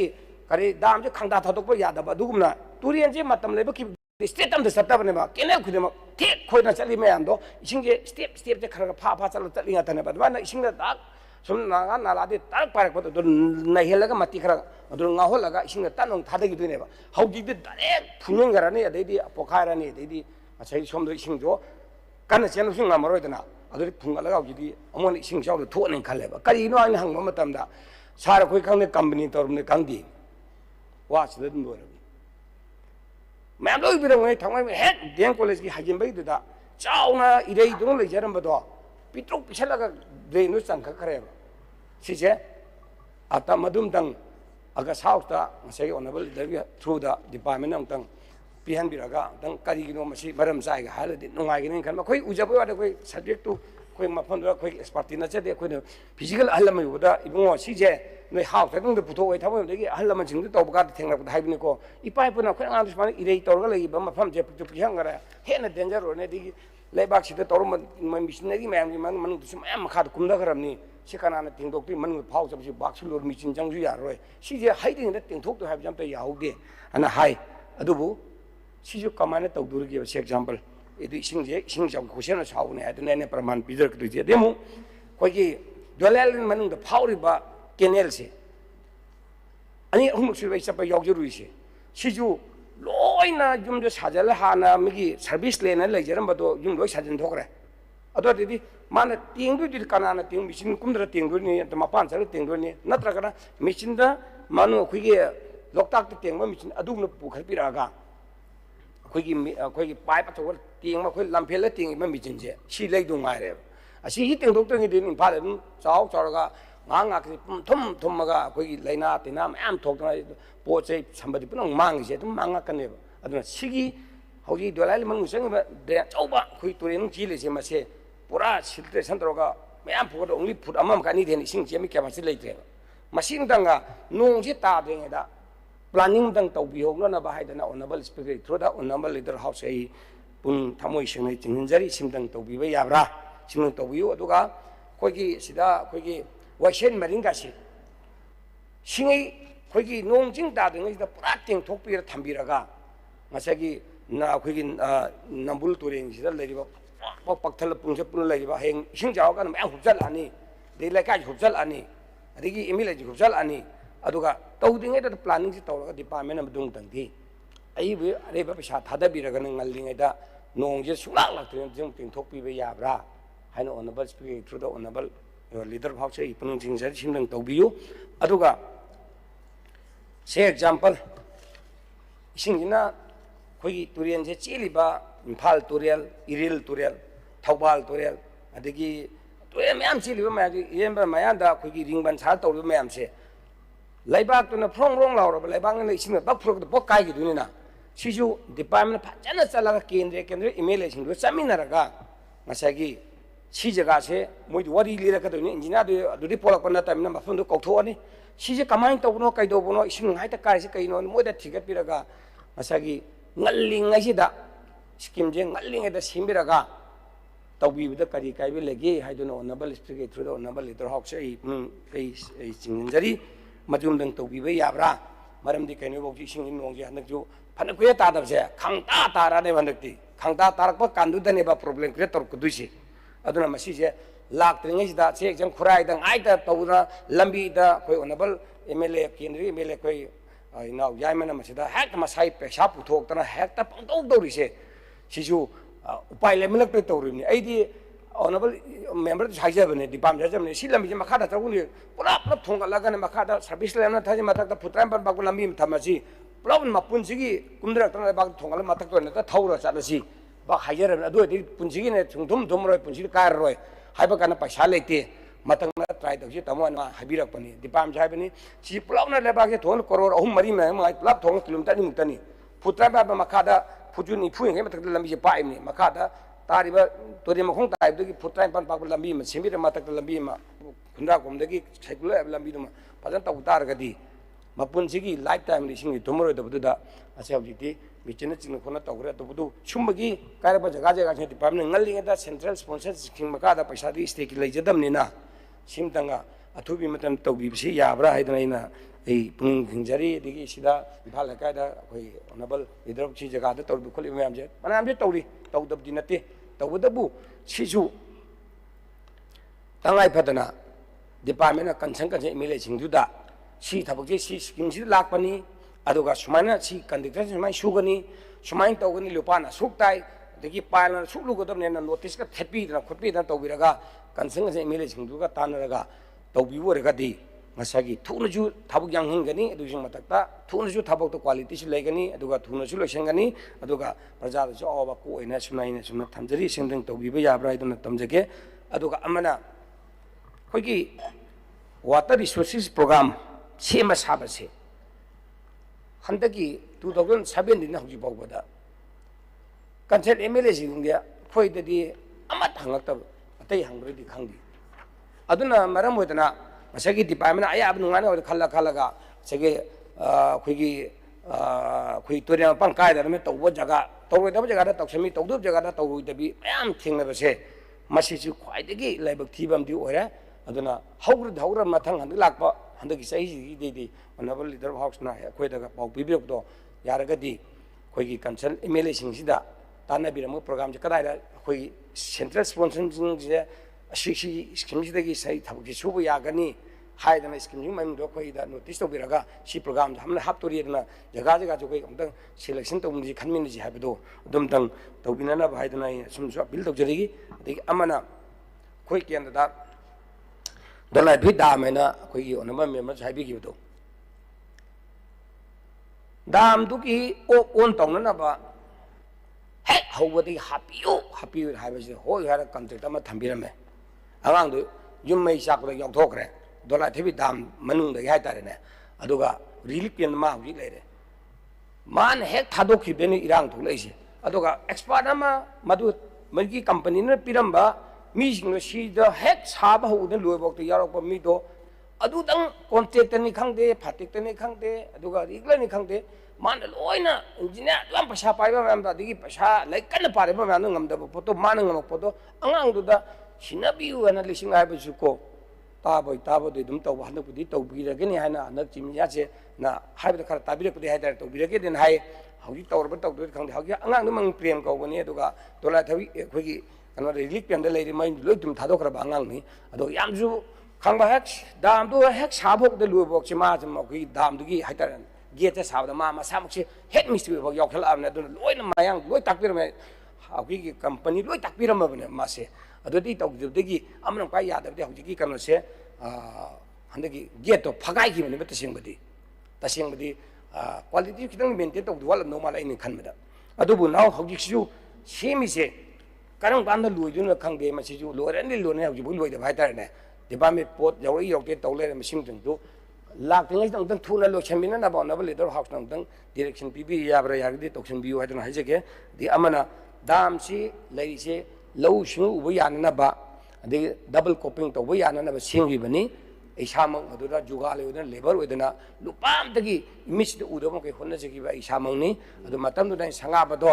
तमने संगाची लोरगना केने ननिसि पुरा लोरे सिंग टेस्ट तौरबुं तो ग्याबे नंगौदने लोआंग समन संगा थोखरनी अदुना मरमदुना मसागी hꯧji rai kene lam khundra kum side wali se kuire la paisa chu loi people loi hai kari stage le ri ge de khoi gi honorable speaker thu honorable leader house nang house ta thambi de ne phani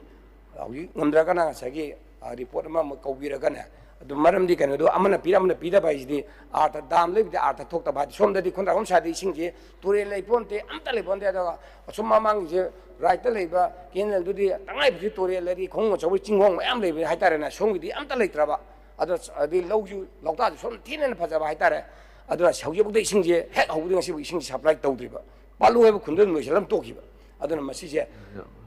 company na subai thabak ji company ma se khoi mani pura phu ta dokin phab jan mi moi da ha ni na adu ga thabak ji phaja suro moi ba adu ga moi matam je action to ra ba paisa je ta na ba tau le re ba hai bi si ju company ne tau ri ne ba masi na tai cham na mana kai lalam ta ma se masa ki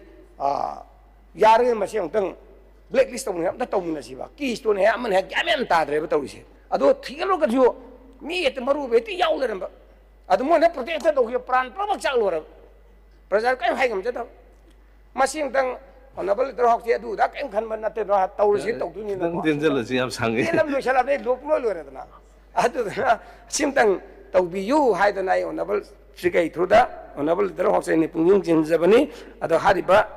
adagi roi ba koi water body semna na ba na water resources na central sponsor ni makhada thabak chit taw ai gi dam khak thing nei masimadi inquiry taw gi da yad re karo tare ka lag yang khai lae wa order se tra nga thona khai do e adu yam ba du bu machet hatai thong ga che pambong gi ma pillar gi ma suspension gi ma loi khai do ten ta taw le me ba wa order tra nga thona khai do e ba thi thir ga da authority na taw pu pai le ti khong ka le adi department ga inang no la kholak pa tim ya jo no ka na mo de action taw ma shakti le tre pai le tre adu shai ba pai le tre mina angang kaning mani na hai ta taw ma mak ta hai ta na now hojik se kenyen lu ta gi karo tari ka lag yang khai gi thabok chu do pokri taw tu ine ine nam ga lai ne chum cham na sim dang di teng thok pe na hap man du ga paksha je hek ta na du da chiga taw phai no ab da khala ga sai paisa da hap chal le now hojik se lu na taw thur re makhong da lei ba lo do mu lai krak chalak tu ine ba ai ngal ling da hai ra bani adu bu 시다 하리바 거기 마팜제 공바 거기 마야나 강내에 거기 이로 비키네 하이디 마기 만명 지워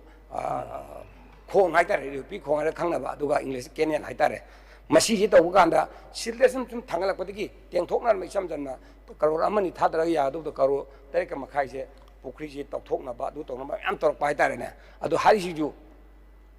와우다 따라 mga 통 가이도 하지니 아도나 paisa je phone ga sagun tawi mota hayeng phajana ne honorable minister kansana commissioner na chief secretary na citizen ur har kan payment je ppu ko natra di ko ising na thang na ya medi dak sil lai tawni ko aru akse adra phajana mtang di maji tahon janingi aduga suri be thiga da singdo kana no thiga da sing adal re subra aduga mi mata na tawraga handle taru subra habe se masim tanga masagi honorable leader house na amtang session man mi commission han amamang mi to hirmai na thabira ga ko commission masa ma yoroga contact masa je mafam de available oro edabra mi na contact oroga to rai do mai adum tang tahon biu hai no honorable speaker through the honorable leader house punung singjari mafam di koi iru pikene ale khangi pukhau confirm mai na pukhau naru terapur phauliba koi kene no masagi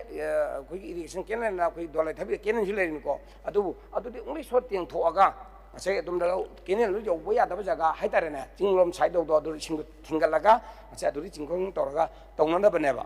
program yam phai tabudabu paisa du di koi yani sing na thang na yana dali tabadum na togi batar badi laipa ki di koi gi mafam du gi praja jingi paisa ne ba contractor paisa na ti ba department ki paisa nate praja du gi mafam de le ba khun manga truk ki lo pu jin lui paisa ai batare ne adori phone ga sound dawni mu kaim hai bangam ja bote do sa sibu kamai to no sibu thega da ama ga taw ye do thega da trangwa we club na harak pati khang be na wow do se khoi engineer department de lo ra ga kai no sibu har ka na ina hujak ngarang na hal ngai chiri ꯑꯗꯨꯕꯨ ꯑꯩ ꯏꯁꯥꯃꯛ ꯐꯤꯜꯗ ꯆꯠꯂꯒ ꯇꯧꯏ ꯈꯟꯖꯕꯗꯨꯗ ꯉꯁꯤꯗꯤ water resources ꯌꯥꯎꯏ ꯁꯤ ꯇꯥꯟꯖꯥꯗ ꯍꯥꯎꯁꯇ ꯄꯨꯊꯣꯛꯅ ꯐꯅꯤ ꯈꯜꯂꯒ ꯑꯩꯅ ꯃꯁꯤꯒꯤ ꯍꯥꯏꯔꯤꯕ ꯇꯧꯔꯤꯕ ꯖꯒꯥꯁꯤ ꯀꯔꯣꯔ 3 ꯌꯥꯡꯈꯩꯅꯤꯀꯣ ꯑꯗꯨ ꯁꯦꯗꯨꯜ ꯔꯦꯠꯇꯅꯤꯀꯣ ꯊꯥꯗꯔꯤꯁꯤꯁꯨ ꯍꯥꯏꯗꯤ ꯀꯔꯣꯔ ꯑꯃ ꯌꯧꯗꯕ ꯂꯣꯏ ꯕꯤꯛꯑꯞ ꯇꯧꯔꯕꯅꯤꯅ ꯉꯁꯥꯏ ꯍꯥꯏꯖꯕꯗꯣ ꯊꯣꯡ ꯑꯃ ꯁꯥꯕꯗ ꯄꯥꯝꯕꯣꯡꯒꯤ ꯑꯃ ꯑꯗꯨꯒꯤ ꯑꯃ ꯇꯧ ꯑꯗꯨꯃꯥꯏꯅ ꯂꯣꯏ ꯇꯧ ꯂꯩꯔꯝꯃꯦ ꯍꯥꯏꯕꯁꯦ ꯃꯁꯤꯃꯗꯪ ꯑꯩꯈꯣꯏ ꯁꯥꯔꯅ ꯂꯩꯉꯩꯁꯤ ꯁꯨꯝꯕꯗꯤ ꯌꯥꯗꯦꯕꯗꯧꯅ ꯈꯪꯍꯟꯕꯤꯅꯕ ꯍꯥꯏꯅ ꯑꯁꯨꯝꯅ ꯑꯩ ꯄꯨꯡ ꯁ꯭ꯋꯥꯏꯗ ꯑꯩ ꯇꯤꯟꯖꯒꯦ Honorable Speaker, sir, we honorable is Kakasang, we Tao, what over the Yawa. So, some 10 times over the Sagi, Nagana Lagi, Habi Maleko. Nagana Laido, we Satsida, Anatore, Ama Hapsare, South Pugi, Aduna, White, Nandala, I get a drain, I get a Ikong, I get a whatsoever be. Hujikti yum nung sajalakpa dagi ising gi flow si hegatpa pot dai banina kogi soktokum thuena sima kanugi soidna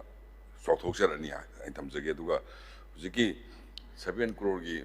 matu kya thue thuti just hoi ne leibra la habit honorable chamin raga masi kamai to bono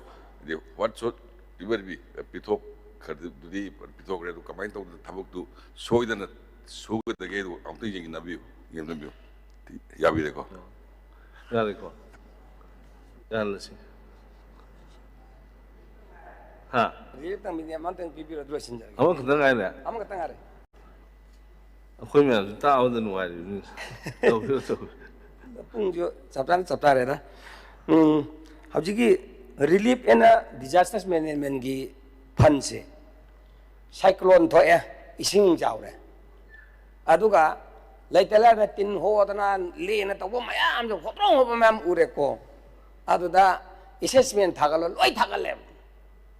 paisa di pai leyeba stisli yawi bisam yam chi sikara de sin na gyan ta chalatre ai kwang ai si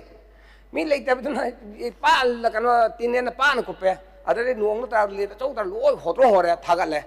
aduda Moi di department ngai adamna khoina aibi he isa dagi ate akma tagna ma sang thongna loin kupsan khusal lore report thalon DCH disin thadarakta loin thagaplo bising je hek ngasi bawdane 90% di chai khuding do chai yamai ba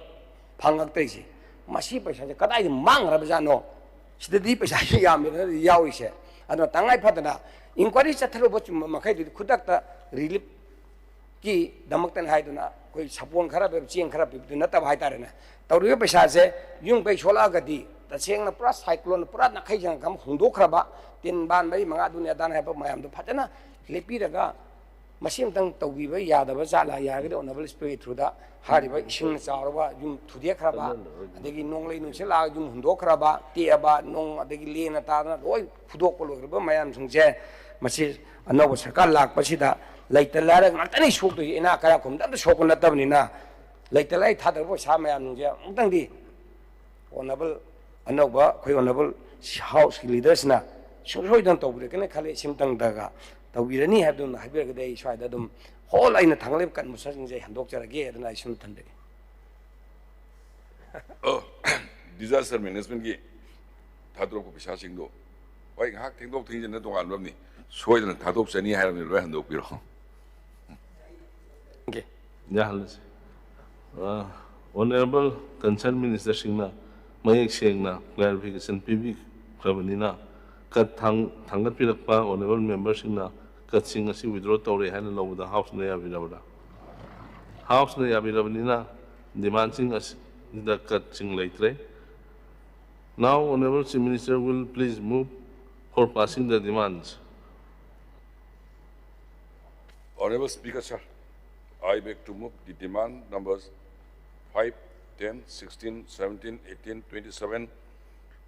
36, 38, 39, 40, 43, and 48 be passed. Hoji kaya demand sing asi pass on lo kharage.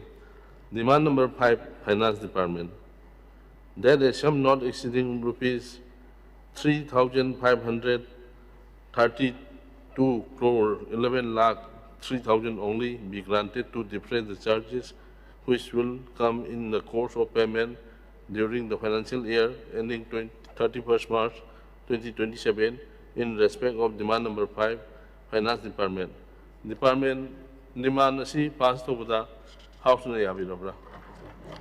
House na yabirabra demand number 5, Finance Department asi pass to. Demand number 10, education. There is some not exceeding rupees 3,077 crore 43 lakhs 14,000 only be granted to defray the charges which will come in the course of payment during the financial year ending 31st March 2027 in respect of demand number 10, education. Demand is passed over the House na yabirabra. House na yabirabra demand number 10, education is passed over. Demand number 16, cooperation. There is some not exceeding rupees 29 crore 64 lakhs 22,000 only be granted to defray the charges which will come in the course of payment during the financial year ending 31st March 2027 in respect of demand number 16, cooperation. Demand is passed over the House na yabirabra. House na yabirabra demand number 16, cooperation is passed over. Demand number 17, agriculture. There is some not exceeding rupees 257 crore 39 lakh 37,000 only be granted to defray the charges which will come in the course of payment during the financial year ending 31st March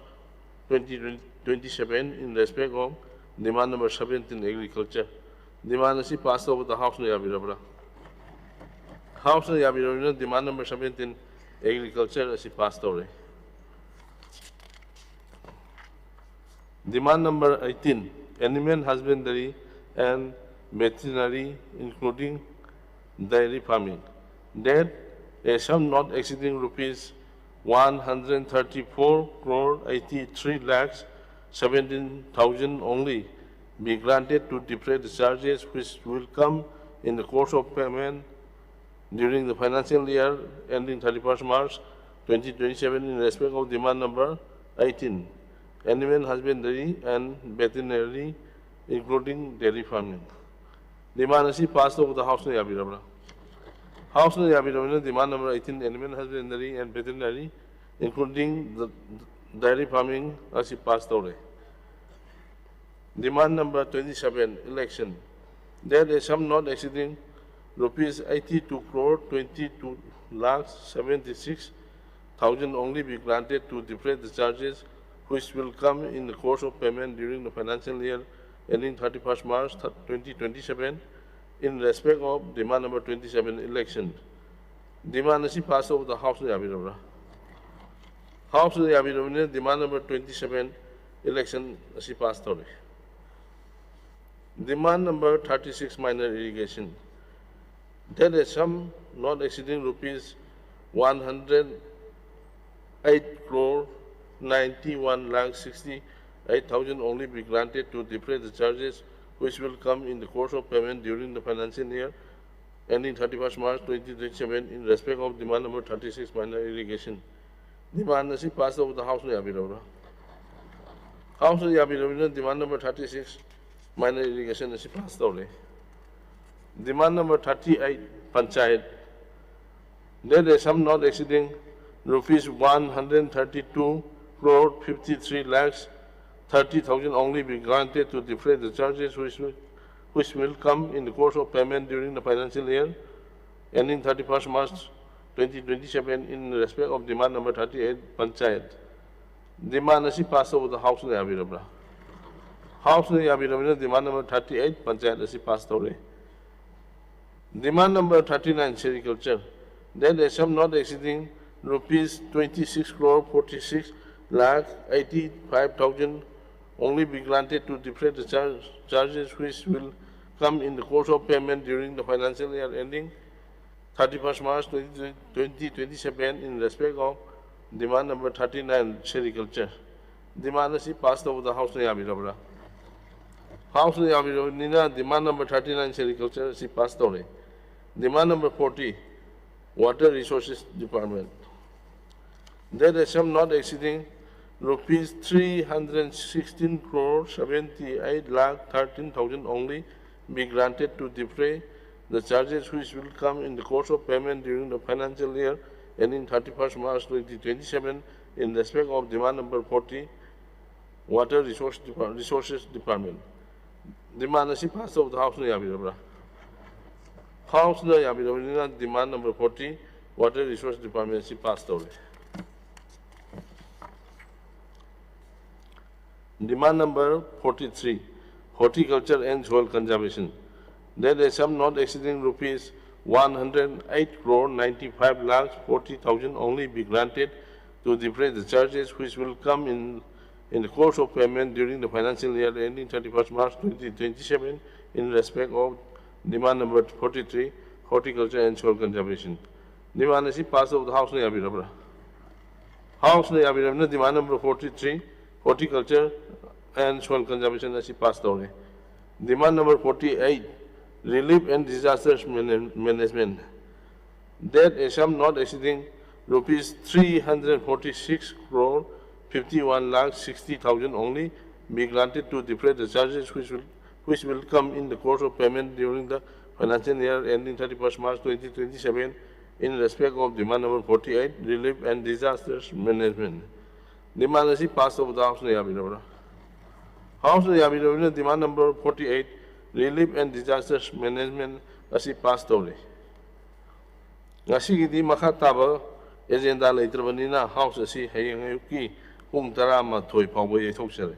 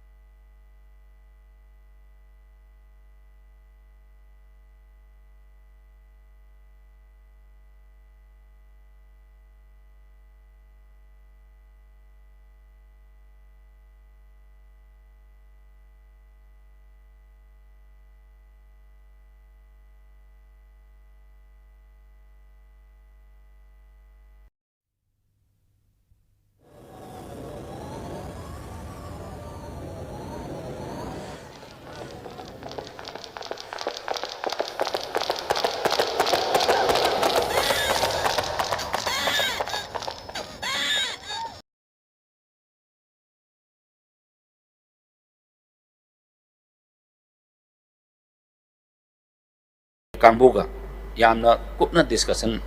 ama tawraka na makhoi so identify tawna ba yang kon na honabigi adugi matam sida adum matam